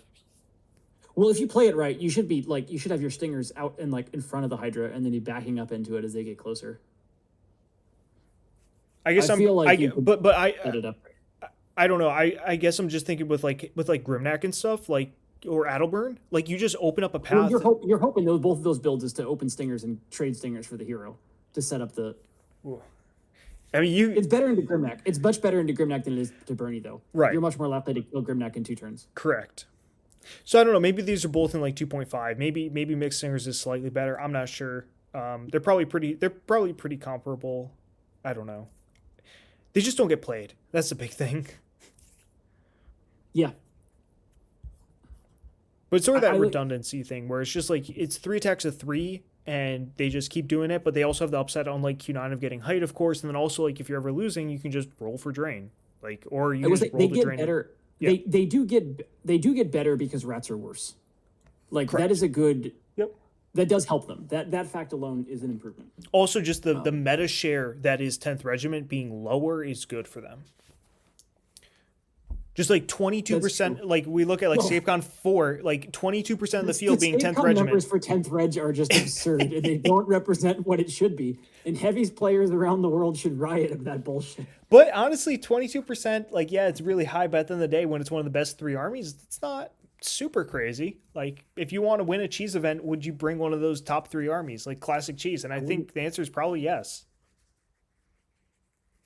So I think that's like, you know, 3/4 of the field being a combined Heavies, Grimnack, Q9 Rats, and 10th Raylan would not be insane. The breakdown. It wasn't a third. It wasn't. You're right. It wasn't. But that's sort of the thing, though, is like you're going to see less 10th Regiment in VCheese, which I think is a good thing for the Stingers. Yeah, that's true. Less 10th Reg, less Rats. These are good. These are good things. Yeah. On the whole. So I think it's a very reasonable army. I think it can play into. You know, it's one of those things where I think it just gets to play into everything, which is good enough. That's fair. Max is asking, in that case, you prefer 4x 10th Krav to 4x Cathar Krav? No, I don't. Well, I think 4x 10th Krav is just a flawed army because you just always put Marcus in instead of the Krav. Agreed. Yeah, I'd rather just take Marcus. Could convince me of like Glenerva or something as well in there. But yeah, you could not convince me of Glenerva. No? Marcus is so freaking good. He is very good. I think Glenerva is pretty legit, though, especially after I watched that game when Peter played in top 4 of VCheese against Dysel. And it's like, if he had Glenerva better, he probably wins that game. I think that's pretty insane. Yeah, the problem is I don't think it leaves you with enough to reliably beat heavies. Sure. When you have to float her, and that's a problem. Like when you go from your auto win matchup to being like maybe you're losing 55-45. Okay, I see what you mean in the 4x version. I guess yeah. Okay, I like Marcus. I guess better in the 4x. I can see Glenerva in the 5x though over Marcus. Okay, because I think once you hit 20, you have a critical mass of them. But I get your point on the 4x. Yeah, but also just like I don't think Krav, like when we think about like what 10th don't really want to play into, it's something like Q9, and Krav aren't helping us into Q9. Yeah. Whereas and like they only add 1 range. Like with the Varks, with the Gray Spears, they have 4 range, and the Krav bring that up to 7. Whereas with 10th, you're already at 6. Yep, agreed. So, moving on,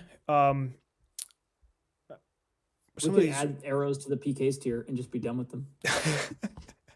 Are they PKs tier, or are they bottom of? Are they in like tier 4? They might be in 4. I don't know. Sheep made it to a finals with them. I still don't know how. Yeah. I don't think they're as good as troopers. They're probably better than chasers. It's probably something like this. I don't know. Firestorm might be lower. I'm not sure. Firestorm really doesn't like the additions. Like Memory's a good figure. That's the bottom line. Is like Memory's a good figure. 8 range, 4 attack dice. You know, you can back it by Raylan. The problem is just like, yeah, and it makes your opponent play differently. All those things are good. The problem is just like we can be playing a different dragon or Q9. Like if we want to make our opponent play differently, we play Quayon. If we want the 8 range, we play Q9. Like both of those armies are just better by a large margin. You think arrows are better than OG chasers? Maybe not. Maybe not. I don't. They might be a bottom of 4. I don't know. They're cheap. That's the best thing they got going for them, right? It's sort of the spiders thing. Like they get like it's sort of like spiders for Quaihan, right? You get to just run this really cheap screen that runs around that bonds with the dragon, and they get ping shots off, and the pings aren't nothing. They're often 2 attack dice, because 6 range, 6 move are both, you know, quite good for them. Disengage is quite nice. You get to run like 1 to 2 swags that you can run back to. Raylan is buffing everything. I don't know. I think maybe bottom of tier 4. I think they're better than PKs. Okay, that's fair. I mean, Mimring can win you a game with a 4/4. So like that's an argument. That's an argument to have them above PKs. PKs can't win you a game. So damn, that's probably true though. Max is saying this is a Cathar question, not the 10th question. Right, but so it's just sort of like I don't prefer 4x 10th Krav because I would never play 4x 10th Krav. Right, like I would consider playing something like Cathar Krav because Krav are helping me in my Weight and Fire matchups. They're helping me into dragons. They're helping me into the things that Cathar struggle with. And then also like you don't like 4x Cathar is better into melee than 4x 10th is. Cathar is just fundamentally really strong into melee in a way that 10th are strong into melee, but not as strong as Cathar, right? Like there's ways to mitigate the 10th. There's no way to mitigate the Braced Spear rolls. It's hope for the best. Yeah. And I do, and to be fair, I think I mentioned earlier, but I do really like Krav with Cathar. I think that's a very natural pairing. Exactly. You're going to suffer into Q9. Like, you're screwed there. But it's quite solid into the rest of the field. Right. And, I mean, if you're going to say, like, this one matchup sucks, I'm pretty good into a lot of other stuff, and be cool with that, and then play that roulette, like, that's not a bad strategy. Right. Yeah, that's exactly right. I would still lean to like 3x Cathar, Krav, Maros. I think I would rather still have Maros, but you know, the 4x not bad. The only downside to that with Maros is like if Maros are going to get caught in your start zone because your army is enticing them to come into your start zone to begin with. So I don't know how often Maros get free in the late game. Yeah,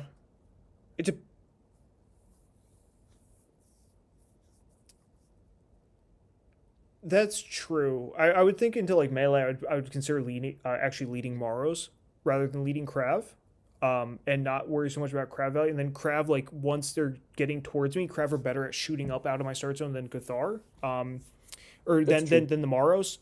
If I want to be able to threaten something specifically like a Grimnack while he's still coming in but not quite there. They can threaten the last like couple wounds if he takes some Braced Spears. I think it does some stuff because like. The Grimnack player should be trying to make it so that Cathar aren't just getting 4 attacks of 3 with their or 4s, but even 4 attacks of 3 with the Cathar from 2 spaces away, right? Like that's what the Grimnack player should be playing for. And the Cathar can still shoot at him from the start zone. So I don't think it's terrible, and I think having both range squads is better into your range matchups and stuff rather than having the 4th squad of Cathar. Because it's definitely better into 10th or 4th or whatnot, without a doubt. Yeah. So I think it's interesting. Honestly, I think Cathar are kind of unsolved. Like they just don't get played a ton. And some people try to run just like, like 5 squads of Cathar or something. And I think that's crazy. But, people can try. Yeah, I would never do more than 4. I would never run more than 4. Right. Speaking of kind of crazy, do you want to talk about Nasser? Sure. Skywell, how's it going?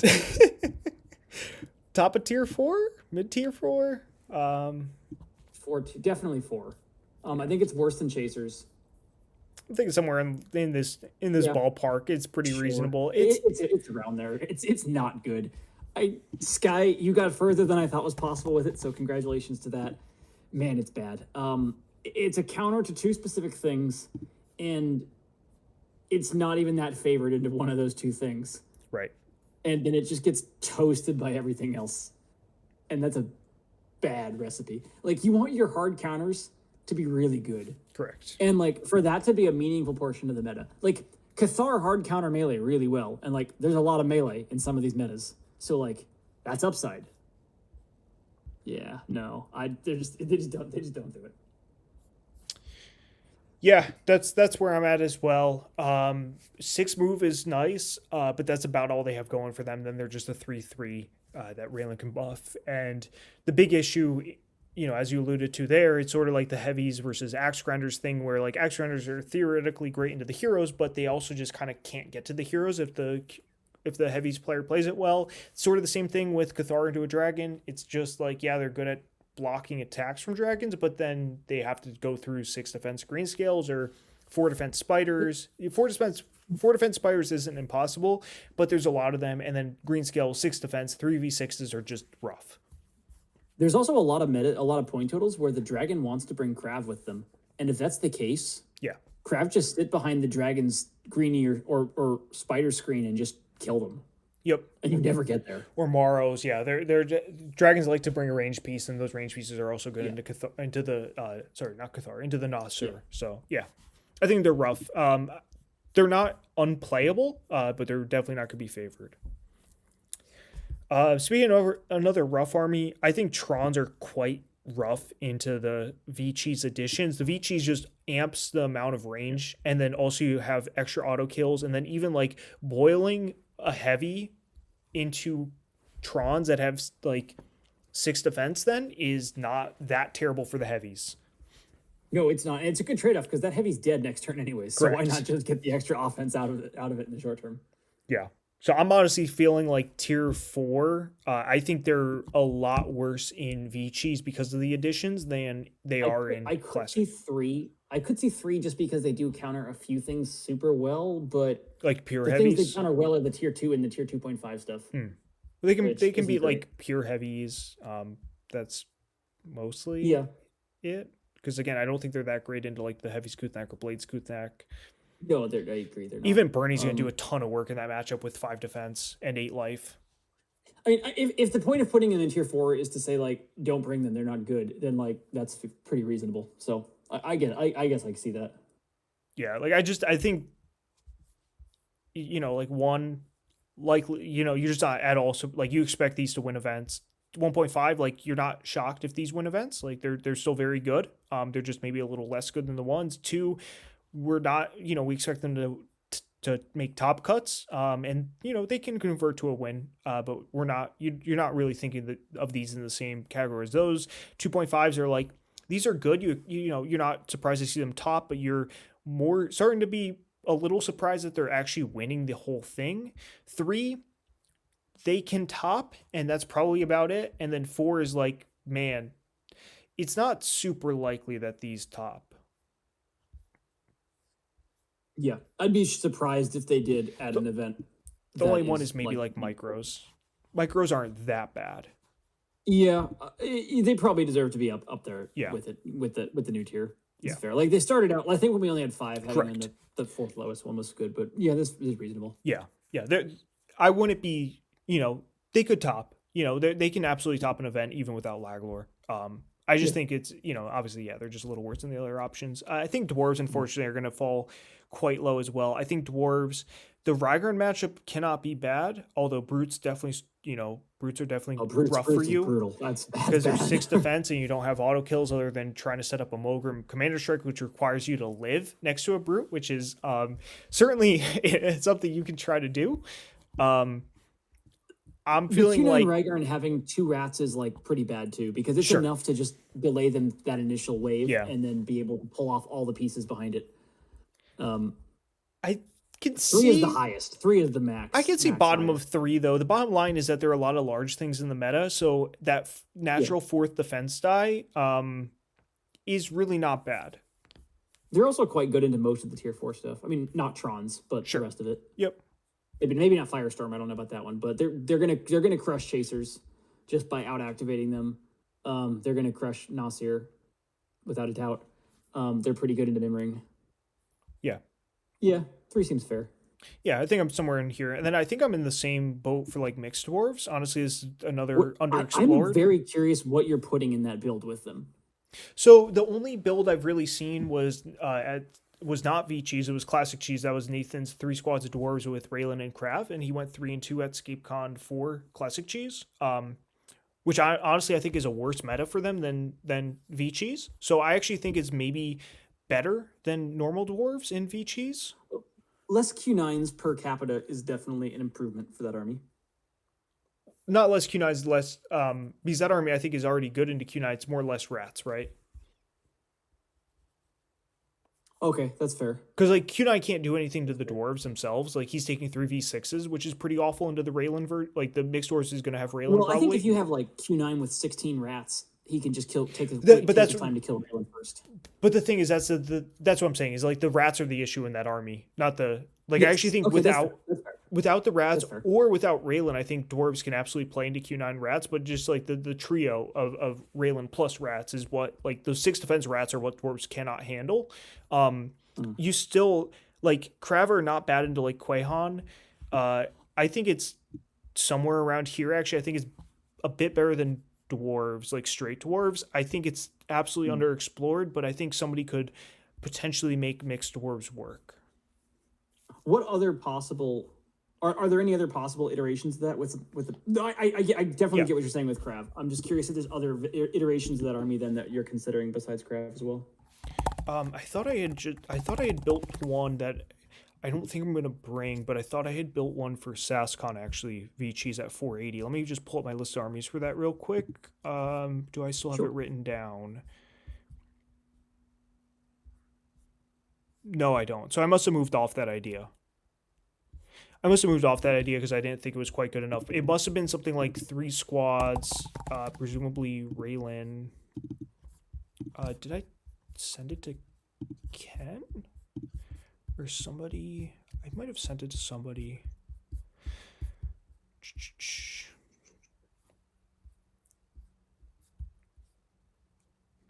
Oh, here was a Would you ever version. run Derek? Was that? Oh, with Varja? Who with Varja? Sorry, no, I misunderstood what you said then. So one I had thought of was like 4 squads with Raylan, Derek, Maros, and Asamu. I don't love it. You trade down a hero to get Maros. Correct, and you're still getting Raylan.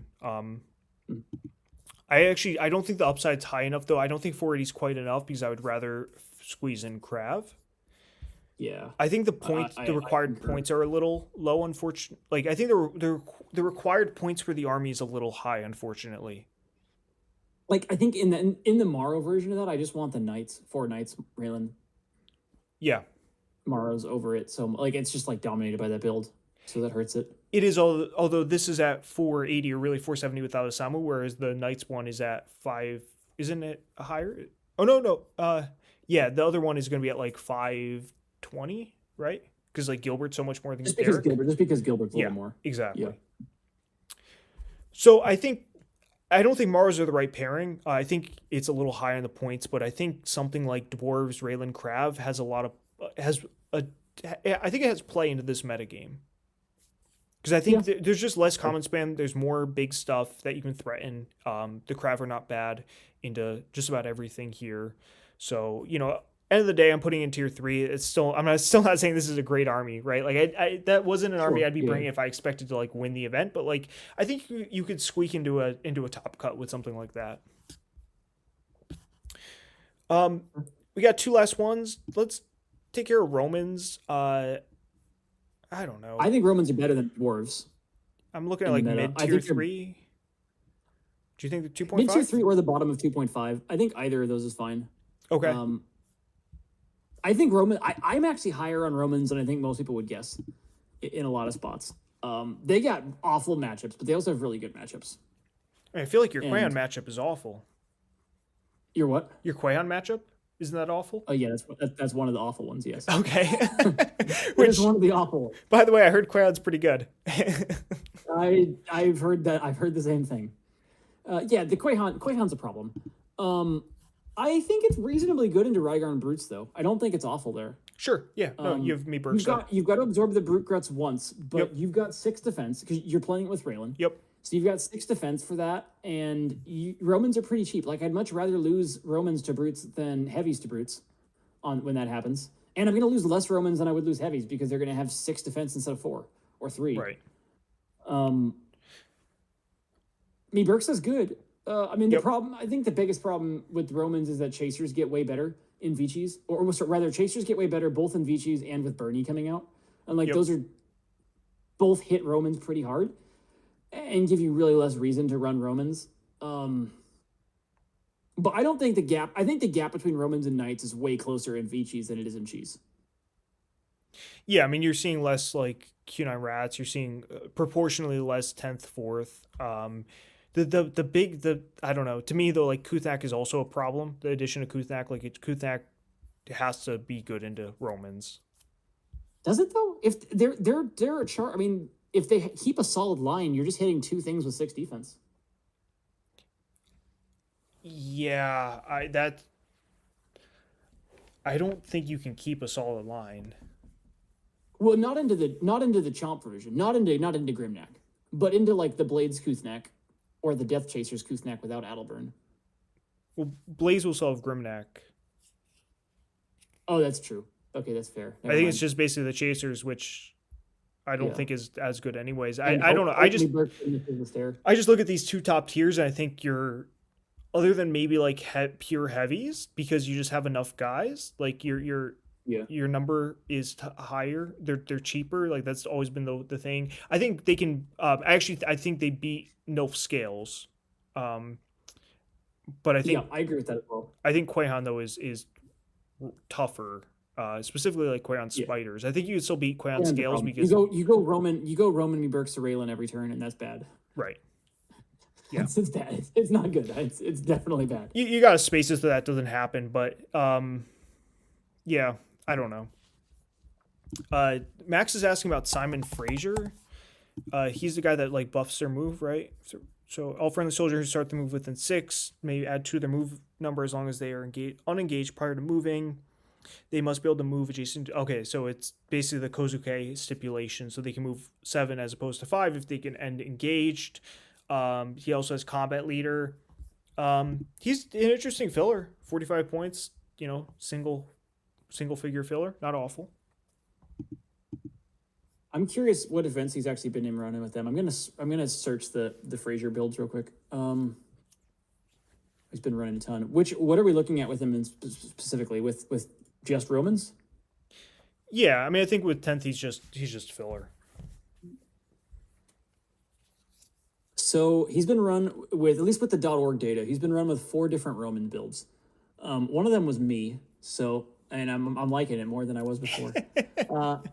Let's see. So we have actually all 3 times it was with a low number of Romans. So we have 3 times with 3x Romans and then 1 time with 2x Romans. Which, I mean, it's interesting. He like the movement boost is good. We have 1 build with 3 Romans, Marcus, Nigaxa, and Simon. Another build with 3 Romans, Marcus, Miberxa, and Simon, and then also Patrick Ferguson. I brought that was the one I brought. It looks like. Those It have was to be to like weird take, formats though, right? Like, yeah, it was yeah, not a standard. It was not a yeah. bring one type. It was not like a cheese event in the slightest. And we have a reverse the whip with 3 Romans and Frazier and Arashara and Glenerva. Then we have a something at a mass local with 2 Romans, sorry, 2 Romans, Marcus, Frazier, and then 2 20th main. I think that was a poor decision. So there's not a lot of results there, but that's what I see, at least in the .org data wise, to answer that question. Yeah, And if anyone's out there is curious, if you want to run it, there is a tool on .org where you can search figures in like past armies. If you go to data and then figures, there is an army search option there. And if you do that, you can do what I just did and find all the Frazier Romans builds. I mean, Max, your point, like he's not represented out here because he's not an army. Like it's not a Frazier army, or it's just Romans where they also add him, right? Because like the points work out. So like 5 squads of Romans with Murexa, Marcus, Raylan, and Simon Frazier. It's like Frazier. It's not that he's bad, but all he does is like he's just 45-point filler that you're adding that has value. It's sort of like Krognak with heavies. Like he certainly does stuff for the army, but Krognak himself is just like, oh, the points allow for it, so he's used. Yeah. Like, I think the best case scenario is that he would move the army up a tier or so in the point totals where it's perfect for him, perhaps. Right. But not like night and day in the same way that like heavies with Kuthnak, I think, is just like, yeah, at 520, great, and at 510 off, like, doesn't exist. Yeah, I cannot see it higher than like 2.5, maybe no, it's bottom of 2. Not higher. But it's, I don't think it makes 2. I don't think it makes 2 even with that. I don't think it becomes one of the best armies in the game, though. I agree. All right, now, Nathan, I did leave you hanging. Super Frog Nathan, I did leave you hanging. Because I think you got to cover the East Coasters before the West Coasters. That's only fair. My gut is right here, and that might be very aggressive. I think this army's legit. Havocs are really good at setting up favorable endgames for Q9 by taking out exactly what you need to make it so that Q9 has a good chance of winning the game. You don't need a lot of Havocs to do this. 3 squads is what Nathan has always played, and I think it makes a lot of sense. I think more than 3 squads gets redundant. They're not there to be the bread and butter offense, turn over turn, although somebody could certainly try Pure Havocs. Maybe Pure Havocs is a playable army. You can consider other endgame pieces, but the thing is, like, Q9 as an endgame piece is so good at just mopping up, everything that's left. And the thing is, the Havocs, like, on any given initiative switch are so strong that reloadability, like, is very hard to play around, because if it randomly triggers after they kill something that tied one of them up is very good. The quick move. There's just a lot, I think, that makes them. I think this is a better army than Stingers. I really do. I think it's a stronger army because I think Havocs are so good as openers, and I think Q9 is so good as a closer. I think it's way better than Stingers. I think it's just like, I think its existence is a reason not to run Stingers in VCheese. Right. It has like the great capacity to kill a dragon and take a matchup that was awful for Q9 and make it a decent one for him. Like, if you can trade them for the dragon, Q9 will laugh his ass off at all these little spiders trying to hurt him while he just Quaglexes them to death, and he doesn't give a shit about anything. Correct. Or same with Greenscales. If you get the dragon, greenies are down to 2 attacks at 2, right? And they're just toast. It's got problems into the squad spam, though. Into heavies, it's probably best into heavies of all the melee, because you've got the chance to trade for Grimnak. Even then, like, that's a lot of heavies for Q9 to care about. So, like, maybe not. I think it's way worse into Bernie, where you probably don't get him, or at least it takes a lot longer to kill him. Like 8 life, 5 defenses, that takes a lot of Havocs to get through him. And Chasers are better into Q9, even if you get Bernie to begin with, because they're throwing attacks of 4 into him. Depends if you also probably still with Raylan. It depends if you get Raylan, though, right? Like, if you're trying to get first Raylan with the Havocs and then Bernie, I don't know exactly what you're supposed to do in that matchup. I know that but like you need a lot of Havocs to do that. You need like probably 4x at least and I don't know that you can afford to have 4 Havocs in that build in general. I think like 3 is probably the sweet spot of where you're going to end up at. I don't think you get 4 ever. I think it's always 3. I don't know. It Like seems your best case scenario is you trade the first 3 for Raylan, and then they all die to chasers because you're never going to get Raylan and not lose those guys to chasers, or at least let them like get tied up. right. Like Adelburn will get 1 or Adelburn will get 1, and then 3 chasers will attack the other 2, and like they'll get at least 1 and maybe 2. That being said, I think that it into Laglor Troopers is intriguing. I wonder if you can trade them for Laglor or not, or Raylan. I don't think they need to trade. Yeah, exactly. I don't think they need to trade for Laglor. I think as long as you're trading like 4 or 5 of them for Raylan, I think you're actually in fine shape. The thing is like even into like 10th and 4th, it's actually not a bad army because the Havocs just need to make it so that Q9 has good enough shot in the end game, and then Q9 is naturally good into these range commons. Yeah. I think you do the same thing. Q9 alone is going to give you play into 10th and 4th, without a doubt. It's going to really struggle into anything with Kuznak because I don't think they're going to let you get to Kuznak. I don't think you need to, though. I should say, I think they can prevent you from getting to Kuznak. Is perhaps more accurate. Sure. I actually don't think, though, that it's necessarily a bad matchup. I don't know that you care that much. I think at that point you're fine trading into like getting at whatever other hero they have because they're going to have a different hero with Kuznak. As long as you take that out, like, yeah, they can boil one guy at Q9, but at the end of the day, that's just one attack. Yeah. And they lose that figure. Like, the Havocs are really Raylan good in this army, or no Raylan. Only if it fits. I don't think she's necessary. I think the problem is if she doesn't fit, Death Chasers can just kill Q9 pretty quickly with 4v7s. They can, but if they're getting at him, then they're way out of Raylan's aura. Like, they're just dead at that point. Oh, sure. Yeah. They're correct. You can do a lot of kiting with Q9. I think I think the army plays around Quayhan's special really well. I think it plays around Kuznak. Like at least the Havoc's part plays around the Kuznak boils really well. Like I think it's a very legit build. It honestly is underplayed. It's underrated. I think they're still like B+ in the rankings, which is I think just way too low. I think they're A- minimum. But just the raw stats of them is so powerful. It is. And I mean, I've been questioning it a lot here, but I also I think tier 2 is its floor. To be clear, like I don't think it's below tier 2. Agreed. In any argument, Yep. like I think it's better than Stingers. Yep. And it has way better matchup smoothing than say Cathar does. Yes. When we're looking at the other 2.5 stuff, right. And like, so like I think like it's clearly at least tier 2. Yep. I think the interesting question is like, is it tier 1.5? Which is like where I'm unsure. Like it may be. To Mike's point, I haven't seen it played a ton. Correct. I haven't seen it played multiple times into probably any of the armies in 1 or 1.5. So I don't have a ton of like firsthand experience with watching that play out. Yep.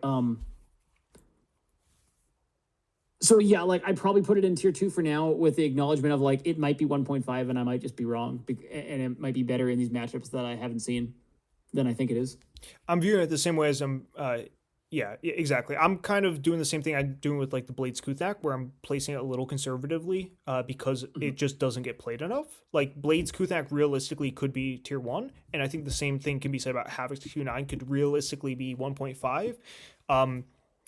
I think the army is overall probably a little too fragile to ever make it quite to tier 1. Yeah, I agree. I think Q9 without Raylan is a limitation to avoid tier 1. And like, even in the Raylan versions, which is like basically at 530, you get Raylan with 3 squads of Havocs and Q9, which is certainly pretty good. But I don't know. I think still just like you're low on figures, and at the end of the day, being low on figures.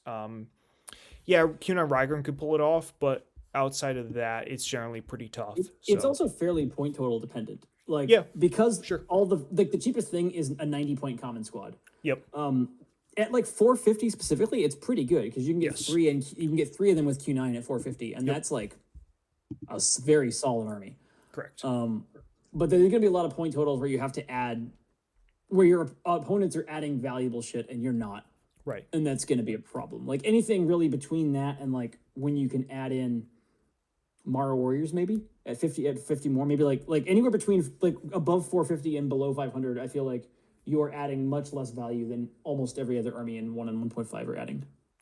It is, although having, for example, like Marku is definitely not bad because this army does struggle with Wanok. Specifically, Wanok once you get to like round 3. Like these round 3 is when Havocs run out, and then you just have Q9, and Wanok is a big issue for you at that point.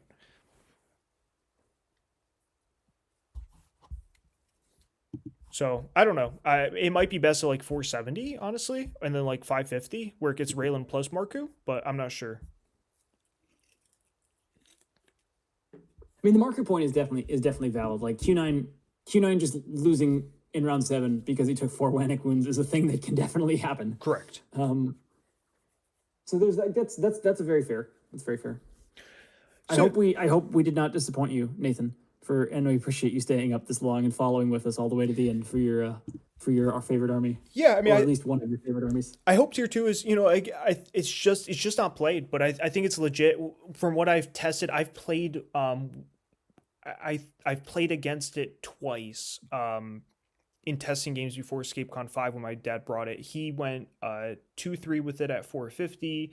He lost I think he went 1-1 into 10th. He lost a heavies game he shouldn't have lost because he just basically a placement error at the very end of the game versus heavies, which let 2 get engaged when otherwise they wouldn't be able to get engaged. He lost a turn of kiting there, which is pretty important to maximize your kiting with Q9. I'm trying to remember what was his other loss. 5. Let's see. But basically, like, it definitely wasn't like a great run, but some of that was self-inflicted. Where, I think there's a lot of like little things you need to do with the army, that a lot of little decision points you need to make with the army that are extremely important because you are so fragile on number of figures. You just don't have a lot of them. He beat, yep, that's when he beat 10th. Oh no, he went 2-1 into 10th. So he went 2-1 into 5 squads of 10th and Raylan, with 3 squads of Havocs and Q9. So that's something else. He had to have something else besides that if he was facing that many 10th. No, three squads of Havocs. Q9 is oh yeah, 450. 450. Wow, yeah, 455. Okay. Oh, and then he lost the last round to Quahan. I remember he said he misplayed that as well. Into the 5 squad Spiders, Quahan Mara Warriors. So yeah, that should be a good matchup for him. It should. He said he wasn't playing well that day. So, but still going 2-1 into like perfectly fitting 10th with Q9 without Raylan. The army's just not played enough. That's the bottom line. I think it's got a lot of potential. I'm highly tempted to run it as SASCon. I don't know that I will because I also like some of these other armies at 480. There's certainly a couple other options I'm considering, but if I'm playing in the VCheese, and it's only like 3 rounds anyways, but if I'm playing in it, there's definitely a chance I roll up with Havocs because I think they are, I think they're interesting and I think they are underplayed and I wouldn't mind. I think I lost both games. I played into it when we were testing. So, yeah, it was. For what it's worth, they do have the upside to take ranged attack. Like if you're losing, to just say like, I might roll a 15%er instead of a 30%er and just take the hidden shot at something and try to kill 2 commons with 1 dude. 100%. And it's very interesting with the army as to when you should be going for range versus melee shots, when you should be taking LEAs because your LEAs are for 30-point figures. Like all those things matter a ton, and it's a ton of risk analysis. Yeah. I'm playing a lot of Flesh and Blood right now, and the hero which is a trading card game. The hero I play in Flesh and Blood has an element of variance that other heroes in the game don't have, where you're playing cards that, like, for example, draw a card and then you draw a card and then you discard a random card from your hand. And so there's a lot of odds and you need to discard a certain type of card in order for the effect to go off, which can sometimes halt your entire turn if it doesn't go off. So like knowing when to risk those plays based on the odds that your remaining draw odds on that type of effect in your deck, is extremely important. And that's sort of, I think, what goes into playing Havocs at like a super high level is just like all that risk analysis based on the odds that I win this game as is. And the big thing is you increase variance not to increase the amount of damage you deal, but you increase variance when it increases the chance that you win the game, right? Is like that's the how you have to view those types of risks and playing those types of armies or decks in games. And so like with Havoc's Q9, like you're not just taking LEAs because it's going to increase the amount of wounds you can put in a Grimneck. You're going to take those LEAs only if you think, given the chance that it works versus doesn't work based on the odds that the attack goes through, the odds of the LEA hitting, the odds of the reload potential, etc., does that increase the chance that you actually win this game, right? And that's what matters. And so I think if you approach it from that standpoint, there are a ton of decision points, which is kind of why I'm leaning to playing it, is because I would love to make those decision points, and then ultimately you kind of have to hope for the best, when you do make those plays. I think this is worth like talking about a little bit more too, because I think this is a like super under considered aspect of HeroScape and a lot of games, which is like I might look at a matchup and say like, okay, this one army has lost some key figures, and I estimate that the other army is a 75-25 favorite. Right. But that percentage assumes the army that's an underdog takes the necessary gambles and risks to give it a shot to come back. Correct. If it just keeps plugging away the same way it's been doing and doesn't take those risks, then it's not really a 75-25. Now You're looking at like a 90-10 or a 95-5, depending on how bad it is. Yep. And so like, I've been in plenty of those situations where like, I think I'm like a 70, if I was playing myself and I was going to take a bunch of risks that I thought were necessary, like I might think that one side's a 70-30, but against someone who's not willing to take those risks, like it might just be an auto win. Correct.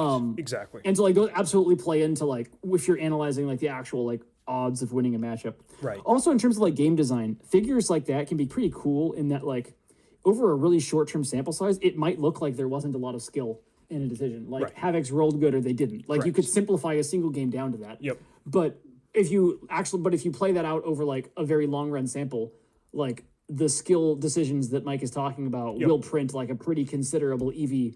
But like it's kind of cool in game design where like it's hard to see that in practice over a short-term sample size, even though it's definitely there in the long-term sample. And that can definitely yield like, subtle and hidden win rates in some armies. Right.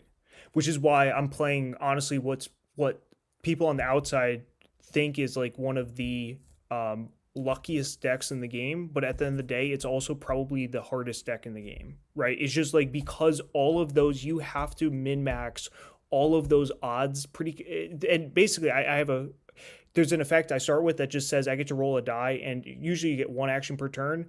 So you're always playing around that.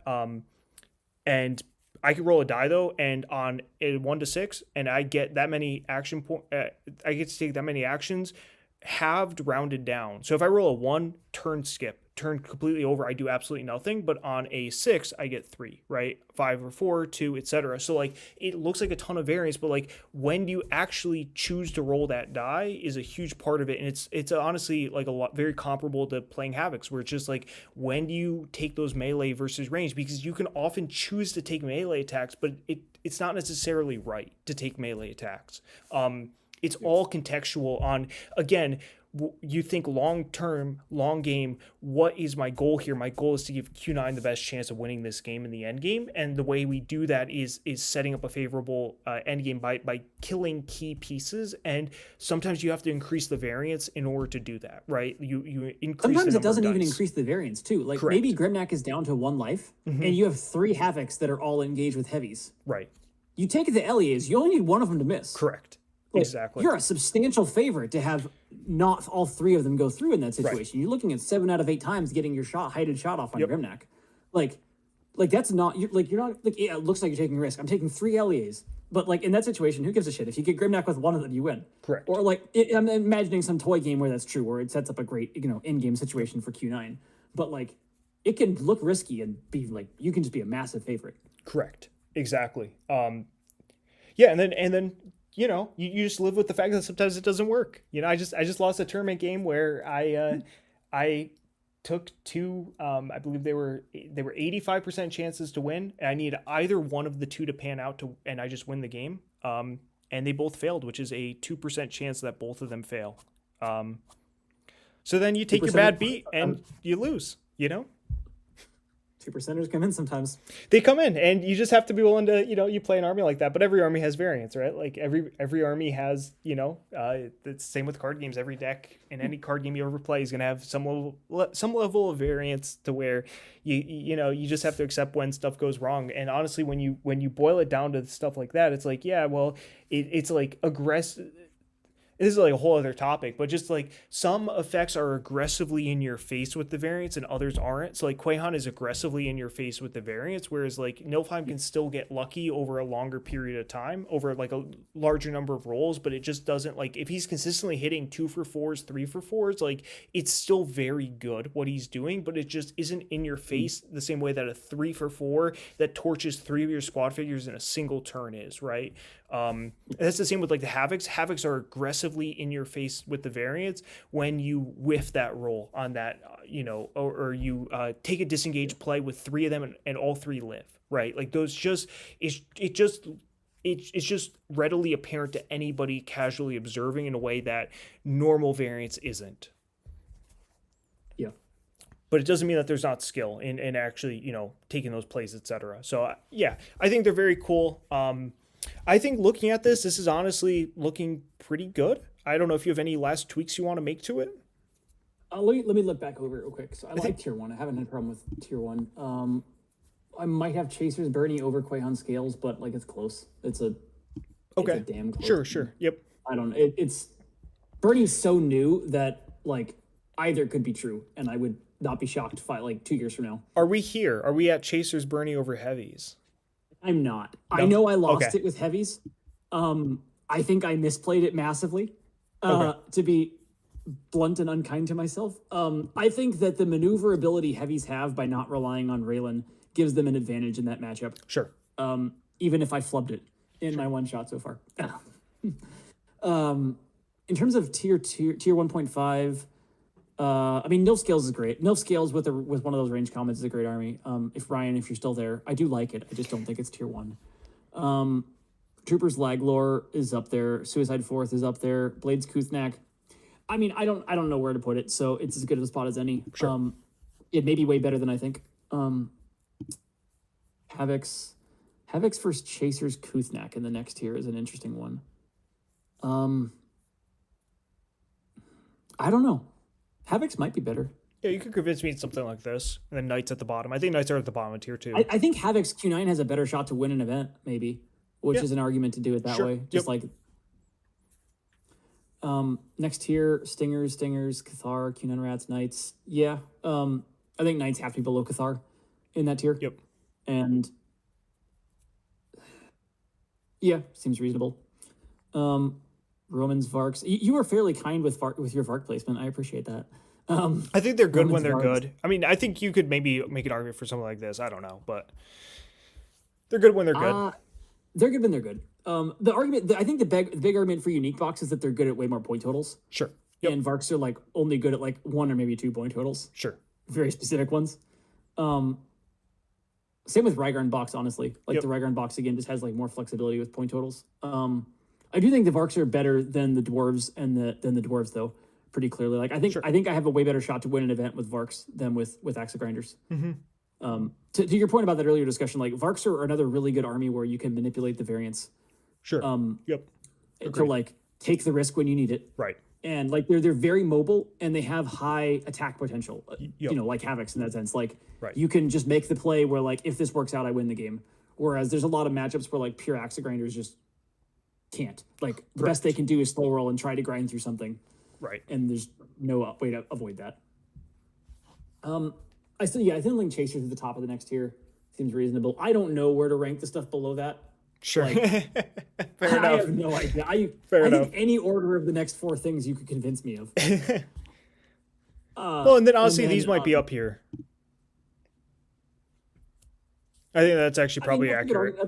It's compelling. Yeah. It's compelling. Do we need another tier to break up tier 3? No, gosh, no. Because I don't think like Romans are like substantially better than like Chasers. That's fair. Like, that's fair. I don't know.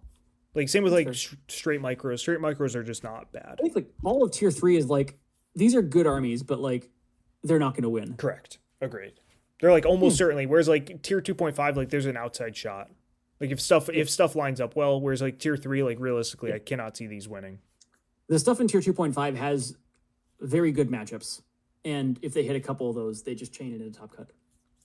Yeah, or they're just like, I feel like Stingers and Knights are like the like most generic range in Melee, to where like just like 3 attacks of 3 or 4 with Stingers, and then like 4 activations with Knights is just good enough. Well, like 5 with Gilbert, of course, but just like they're just these are just stat armies, and then the counter armies.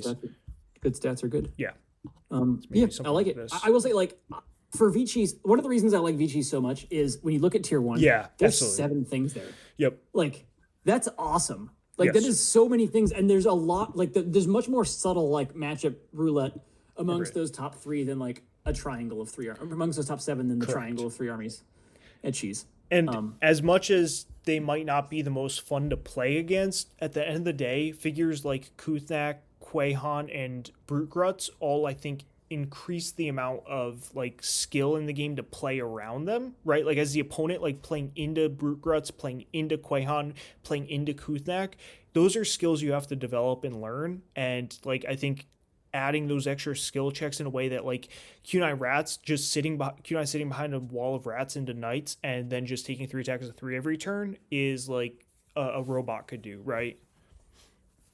Ha. Oh, that wasn't intentional.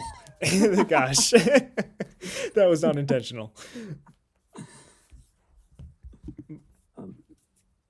Yeah, and I think like it's cool to see Chaser's Bernie be in that tier. I think if we'd recorded this 2 months ago, I probably wouldn't have thought it was in tier 1. I would have had it down here. Cool. Yeah, I would have had the same thing. So it's cool to see that. I mean, like, it's neat to see new stuff do well and reevaluate. Yeah, and that's honestly like this is our opinions now as of December 2025. Like some of these things that are lower could jump up if they have success in the next year, right? Like it's just like some of these it's hard to play something that might be better than we think it is high because it's unproven. But like that doesn't mean that it isn't there in theory. Yeah. Right. Cool. Yeah, this was fun. This was cool. I think this was I hope this was a fun listen. If anyone stuck around through it, or that it becomes a fun listen for 2.5 hours in the future for anyone who is watching this. Thank you for making it through. Yeah, no, I hope people enjoyed it. If anybody has any last thoughts, feel free to jump in. But yeah, thanks for joining me, Chris. I appreciate it. This was a fun time. Yeah, same. Thanks for having me. I'll just stick around for one last minute, see if anybody has any final questions, anything they think we missed, which is another thing. I think this pretty much covers everything that you could reasonably play in VCheese. But maybe there's something I'm missing. It's really just the heroes. It's really just the pairing heroes, but there's no way to add them in. Like incentive boards. Incentive boards. Like we didn't mention them once. Right. But like that's because they're just a Q9 alternative. They would be in one of these like unique armies in tier 3, but the problem is just like the big issue with the incentive boards is they're just not as good into Q9, including in the mirror match. That kind of kills them, right? Like they're still very good. I think they're rated like A in the rankings, but you're just reasonably not taking both them and Q9. If you're taking only one, you're taking Q9. So they're kind of just outclassed. Yeah.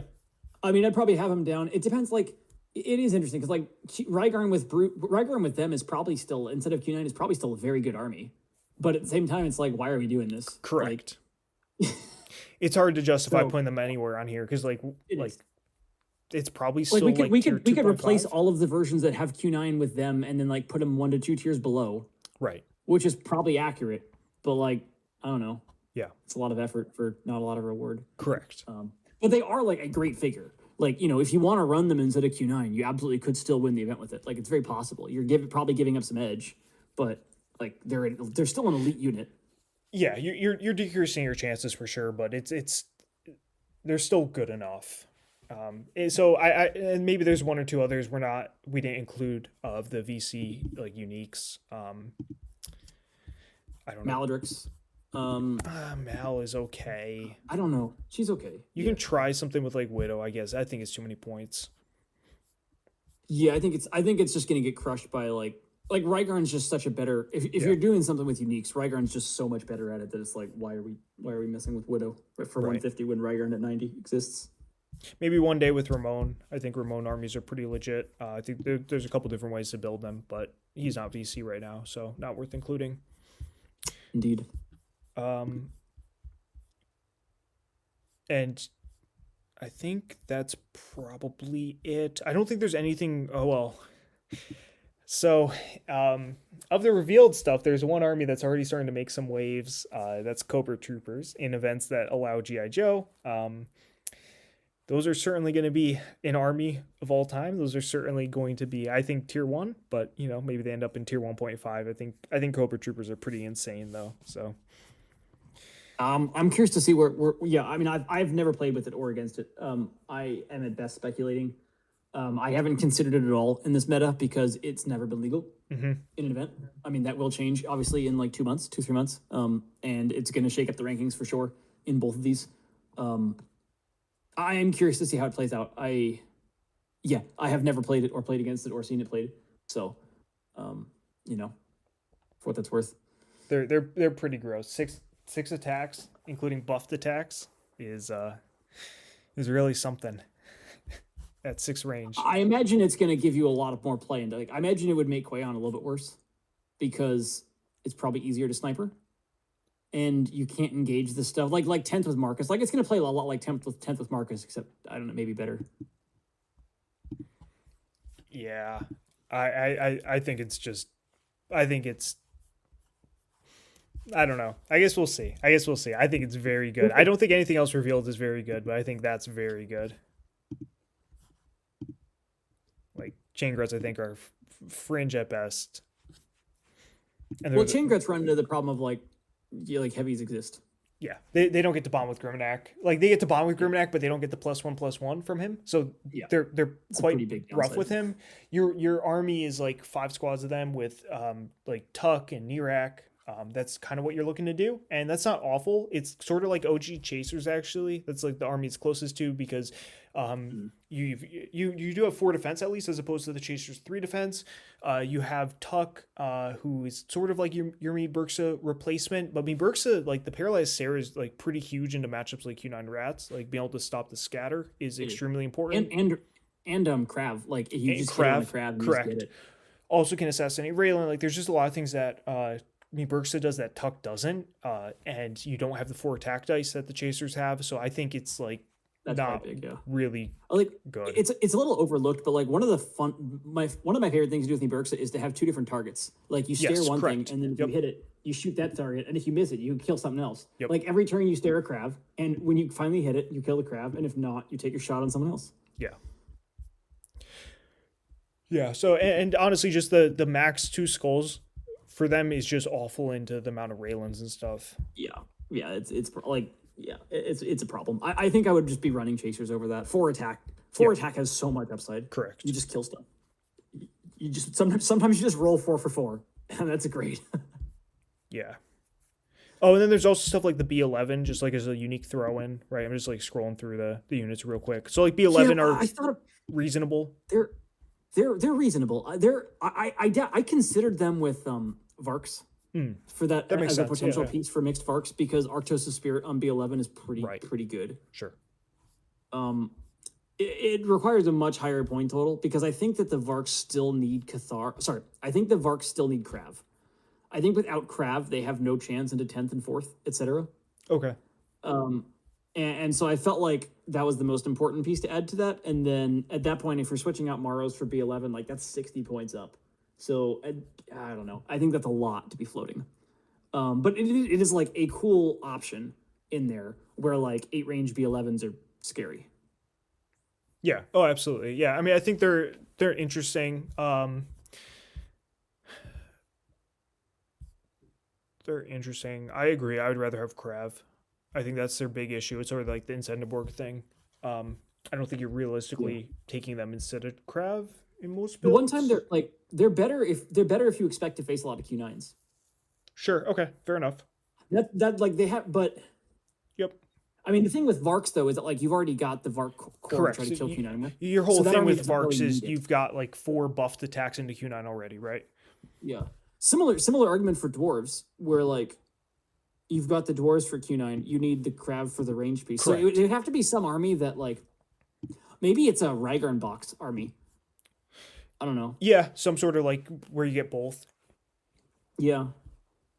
Yeah. But it's not like you have to have, if you're gonna do them instead of Krav, you have to have something else that is good into 10th and 4th. Correct. Otherwise you're just throwing away those matchups. And well 10th, 4th, and Right. micros. Throwing away those 3 matchups is just really rough in VCheese. It's a huge number of the games, potential games, that you're gonna just struggle to have a chance in. Yeah, let me ask you about one other thing that can kind of slot in. I think we saw somebody running 2 squads of them. Is the great bows? You think like 2 squads of great bows have a lot of have potential? I think they're realistically slotting, even though they're not uniques, they're realistically slotting into something like Unique Box or Rygarn Box, right? One of these other armies. So I will say, I think they're probably better in VCheese than Cheese because of yeah. less rats. Correct. Agreed. I don't think they're that good though still. Like Quahan, the fact that Quahan's, I think they're, at the same time as that though, I also think they're way worse into Quahan spiders than into Nilf green scales. Because spiders, you can just ship a spider to go tie them down. You just send a spider into each turn, and it's like they're useless. Mm-hmm. So that's a problem. They're probably pretty good into the Q9 Rygarn build, or like the upside into the Q9 Rygarn build would be you can put them in spots where they have multiple targets, and then you can only Rygarn to get one of them away from the spot. Yep. So like, depending on how it is, you might be able to put them in a spot where they could hit Raylan or Rygarn or Q9. And then like they got to leave you with 2 of those options. Right. That's definitely got some play. But like, I don't know. It's a lot of points for 2 attacks a turn is rough. Yeah. It's just rough. You've got 1 or 2 good matchups in there, but you've got so many bad matchups. Like what do you do into heavies? Pray to God you get the round 1 to round 2 initiative switch, because if you don't, you have no chance. Yeah, like, that's your only. You're also gonna get murdered by any sort of range common. And you're toast into 10th. Correct. Like maybe you get the round 1 to round 2 initiative switch and you get Raylan in 1 turn. Like maybe that's probably your only play again. Right. But like these are low percentage things, and like if you lose in both cases, if you lose that next initiative, like you go from like having a decent shot to like being dead. And like when your upside is like a 60% win case and your downside is like 10%, like that's a terrible coin to be flipping. Correct. I agree. I don't think they're very good. I think you can try some stuff with them. I don't think they're I think they're worse than other options in the armies that you could potentially take them in, and they can't be. In VCheese, I'd rather have B11 than them, mostly. Sure. I think they're more flexible. They're cheaper. Like, well, B11 versus 2 squads of them is a lot cheaper. You've still got some hero killing upside. Like, you can still open B11, and like when you get down to 2 of them, you're gonna have heighted shots on Q9, and you might get them. And would you rather have Master of the Hunt than them? So yeah, I guess like I'd be. The lack of rats is good for them. Fighters is bad for them. The existence of B11 is bad for them. Probably most of my thoughts there. Existence of Master of the Hunt is bad for them too. Just take Master. It's 20 points cheaper. That's all I'm saying. This is true. Although their matchup into Master is actually pretty good. Sure, in the 1v1. They can blast him. In the 1v1, sure. Mega Silver in chat doing 1x Grapos as a Krav replacement. They don't count as the same thing though. Yeah, I think they're way worse. Yeah. They don't count, like you have Krav to counter ranged commons. Correct. So I don't know how, like, if you're making that swap out, I think you're making a mistake with your either you started with an army that was probably built wrong, or you're flexing into an army that was then built wrong. Yeah. Probably. Yeah, I don't love it. I don't love it. And I really don't like 1x. Like it's like what I do with not these micros, but classic micros. Correct. Where like you get 2 squads. You pay for the second squad. You pay for the second squad so that you don't lose an activation immediately ever. Right. And it's worth a lot. Like Q9 opens up and he just rolls 4 for 5 at a Grapo and it dies. Correct. You got 1 Grapo and you have 2 more order markers on him. You've probably lost the game because of that. Agreed. Yep. Yeah, and then I think two other units that we should talk about real quick, just because they did make top 8 or top 4 together, even though I think they're better separate, is the Bears. You can go like Frostclaws Adelburn, or you can go Yeah. Ordo. I don't think you should. Sir H brought both of those together with Raylan. I don't think that is great because I think Raylan really wants to play with both halves of Yeah. that army. If you lead with Frostclaws plus Adelburn, you want Raylan up there aggressively to support them, Yeah. and if you're playing Ordo, you want Raylan with them in the end game to make them defensive beasts in the end game. With especially if Yeah. you have Concan, there's 7 defense next to Concan. So I don't love the combination, but at the end of the day, Frostclaws or Bernie can do a lot of work as an opening. Honestly, these are probably both variations of something like Unique Box, where you're slotting in those pieces, and I think it's probably about where it should be, even with either of those two versions, where it's just like if you're playing the Bernie version, just play Chaser's Bernie. Yeah. And then if you're playing Ordo Concan is just worse than Q9. Unfortunately, I actually ran 2 self test games before ScapeCon 5 to see if I was going to run it in VCheese, if I was going to play. Oh God, what was I going to play? I think it was 450. I was going to bring Ordo Concan. No, Ordo Raylan Q9 for the morning, I think was the army. Ordo Raylan Q9 Concan. It was something like that. And I thought that the afternoon ad was pretty solid. But it was just basically uniques only. And even into like Quahan, it wasn't good. And into the other things, like they're just not good enough. Yeah. Since it's the VCheese stream specifically, a couple of VC things that affect them. I think that Quahan and Kuthnak are both make Ordo worse. Yes. So Agreed. Quahan, because what you can do with spiders is you send up spiders, Yep. they engage them, and then Quahan comes in and lightning breaths all 3 of them because they're all grouped together next to Concan. And if she gets the 3 for 4, they lose. And that's what happened, by the way. And they can't shoot her back because if they move, they don't have range. Yep. And if they stay where they are, they can only hit the spiders. Yep. That is what happened. Kuthnak is in a similar boat where Kuthnak lets you just never enter their range and just ship one thing at a time in there and hit 2 of them. Yep. The same with Laglor as well. Yeah, same with Ligelor Troopers. Lets Troopers outrange them. Yep. Yeah, absolutely. So like, there's a bunch of these additions that make them even worse in VCheese than they are in Cheese. In terms of that army that Sir H ran, I didn't watch every game, but from the games I watched, it seemed like Raylan backed Adelburn was just really good and was winning games on its own. It was, and the opponents made some decisions that allowed it to do that. But yeah, it was basically Adelburn backed. Raylan backed Adelburn is very good. That was the big takeaway. But to that point, though, it's like Chasers are just way better than Frostclaws. So Correct. like, yeah, run Chasers.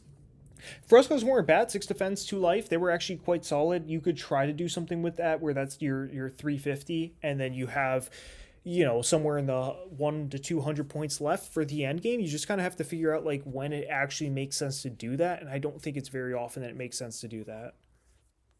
It would have to be an awful point total for Death Chasers to even like begin considering it.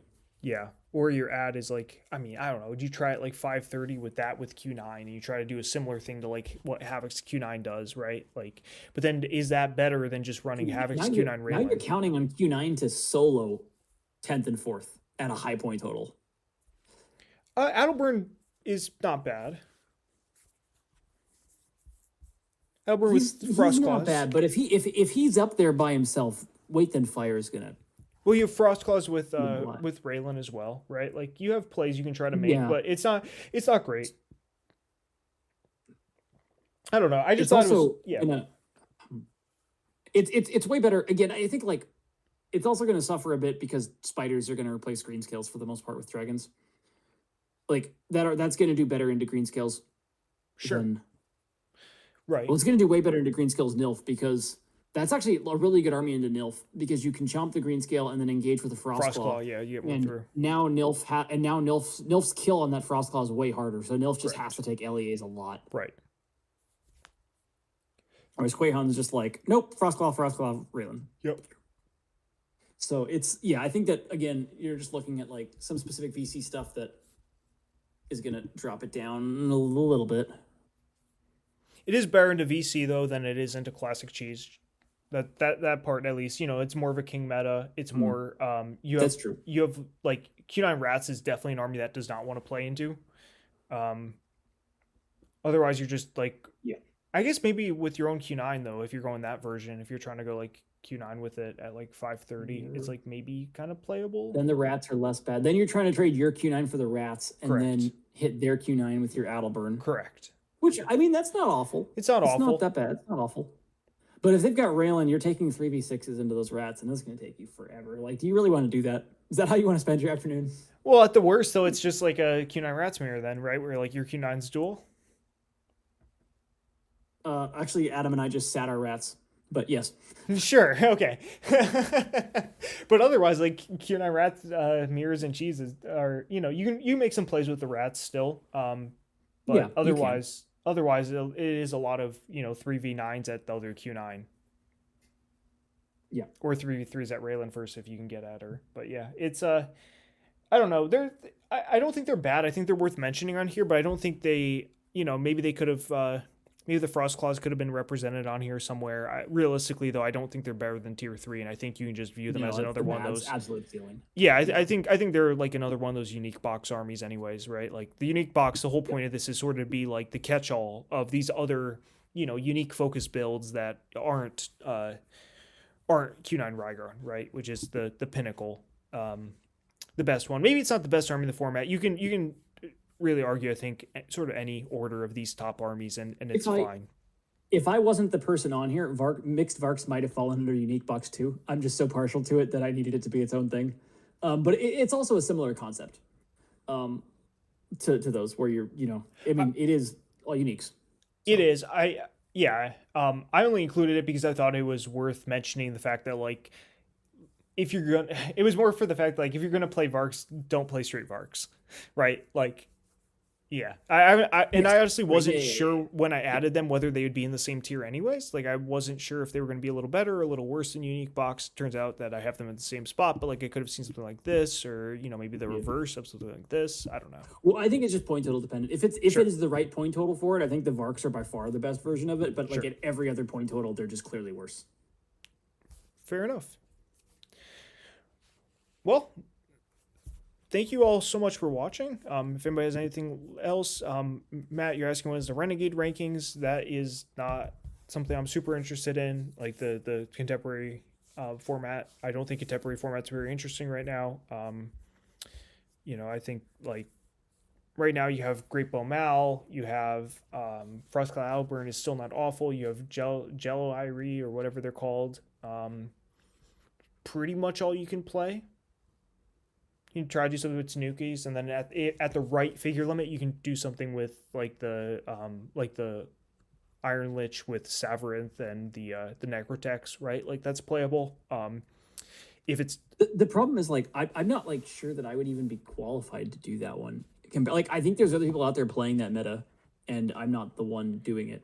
I agree, and that's the same with me. That's all secondhand from like having either played some games with some of these or like the Lich army, seeing it do well at Gen Con, but it's just like that was sort of tailor made for them to be good. And so that's I think the hard part about contemporary is like you have to like it's such a wide like cheese. When we're talking cheese, we're talking like a minimum of like 18 figures, right? Like 18 to 24 is a range, but it's not a huge range, and it generally scales with the point total to where like if you're at the lower end of points at like 400, you're looking at like 18. If you're looking at the higher ends, you're looking at 24. It scales, whereas like contemporary is just like people making decisions because the armies are so imbalanced right now that like if you don't want Jelly to dominate, you have to change those totals, but then like randomly it'll be a point total where like Lich is really good, or Mal Great Bows is really good, right?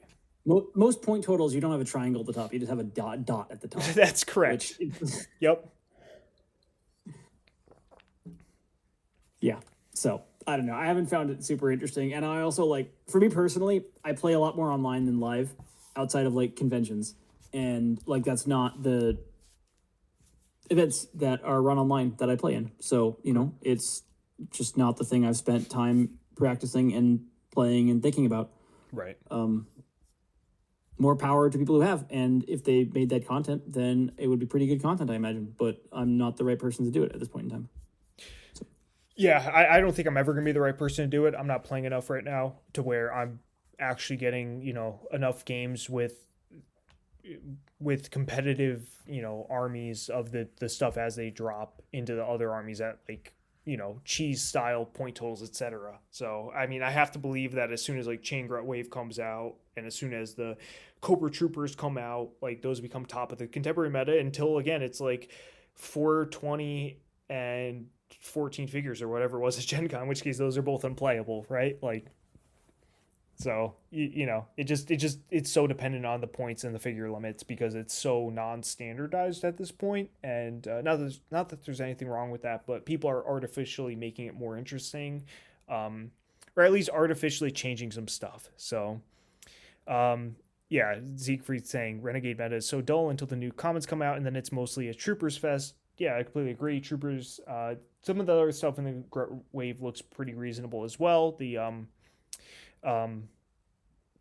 necrotechs are quite strong. I think people are probably sleeping on those. And then I've also heard, although I haven't personally played with the bug guys, I've heard the bug guys are also pretty good, but they need a high point total, or not high point total. They need a high figure limit to play. So hard to say with those guys, but the necrotechs are also very good in the Grunt Wave. So there's at least a couple things that are pretty good. Yeah, I don't know. I think in like I think if as more things come out, assuming they're balanced at the right power level, which is basically we've seen like kind of a continuous creep at this point, right? Where it's like if you look at the AOA stuff, it's pretty outclassed at this point by like the Jellyri at like a higher figure limit. Then the Jellyri look like they're going to be pretty much outclassed by like the Cobra Troopers and the Chain Gruts and the Necrotechs and the Scoredire. And so it just is going to depend if the next set of stuff is better than like the Chain Grunt Wave, right? Like if it is, it's just going to be yet another like new dot at the top. But if it's not, if it ends up sort of stabilizing around that power level, then if as more stuff enters, if they enter at around that same power level, you could end up with a pretty interesting metagame, right? But I think realistically at this point, like the AOA stuff, other than at lower point totals, is probably mostly out of the meta. But I don't know. I guess we'll see what happens.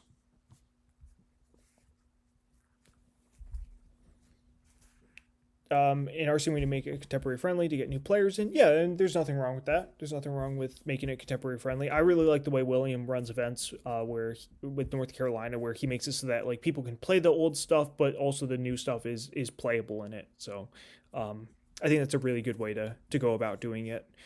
Necros will be quite good. Yeah, absolutely. The Necros are very good. A range bonder is very strong. I'm seeing people online saying that it's the worst one. That's absolutely crazy. You need to be able to dictate the battlefield. It's basically a mini Havoc.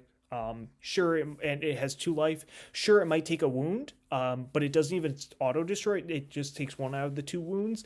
And having a range bonder, as we've seen with stuff like Berksa, is really good for controlling the battlefield.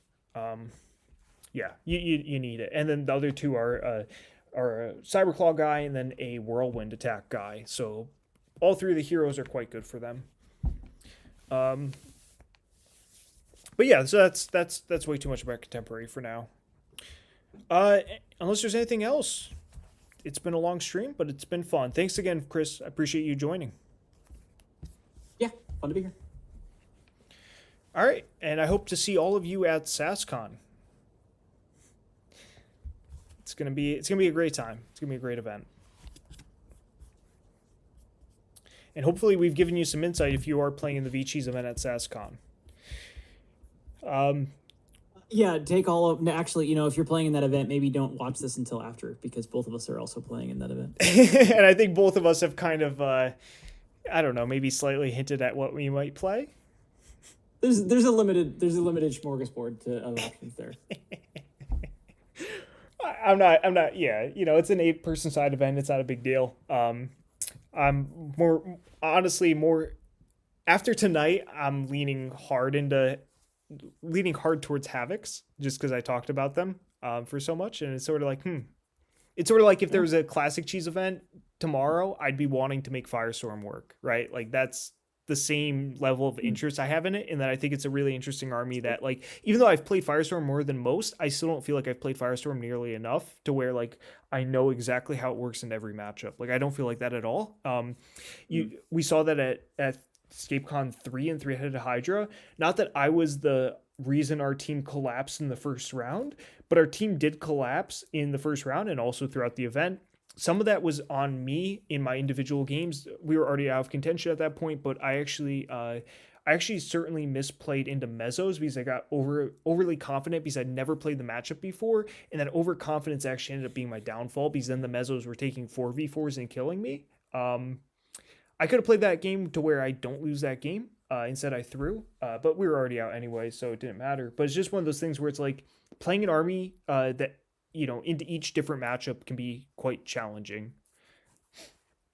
Especially fires. They have so many decision points. I feel like the same way with Havocs. Like, I don't think they're like super complex, but I think there are enough decision points to make it interesting to where I want to run it. I was also considering Blades Kuthnak. I think they're good. I think heavies are good.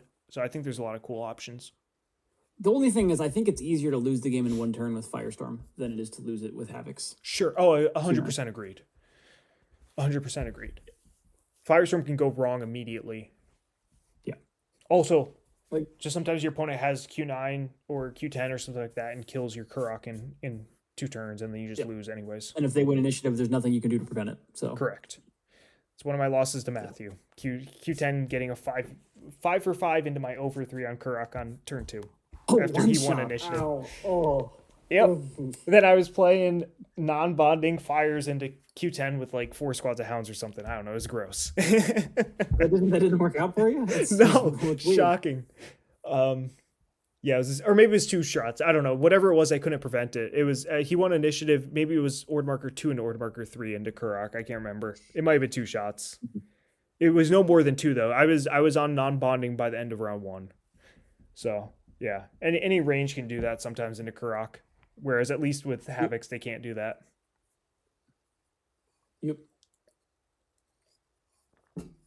All right. I'm going to kill the stream. Good night, all.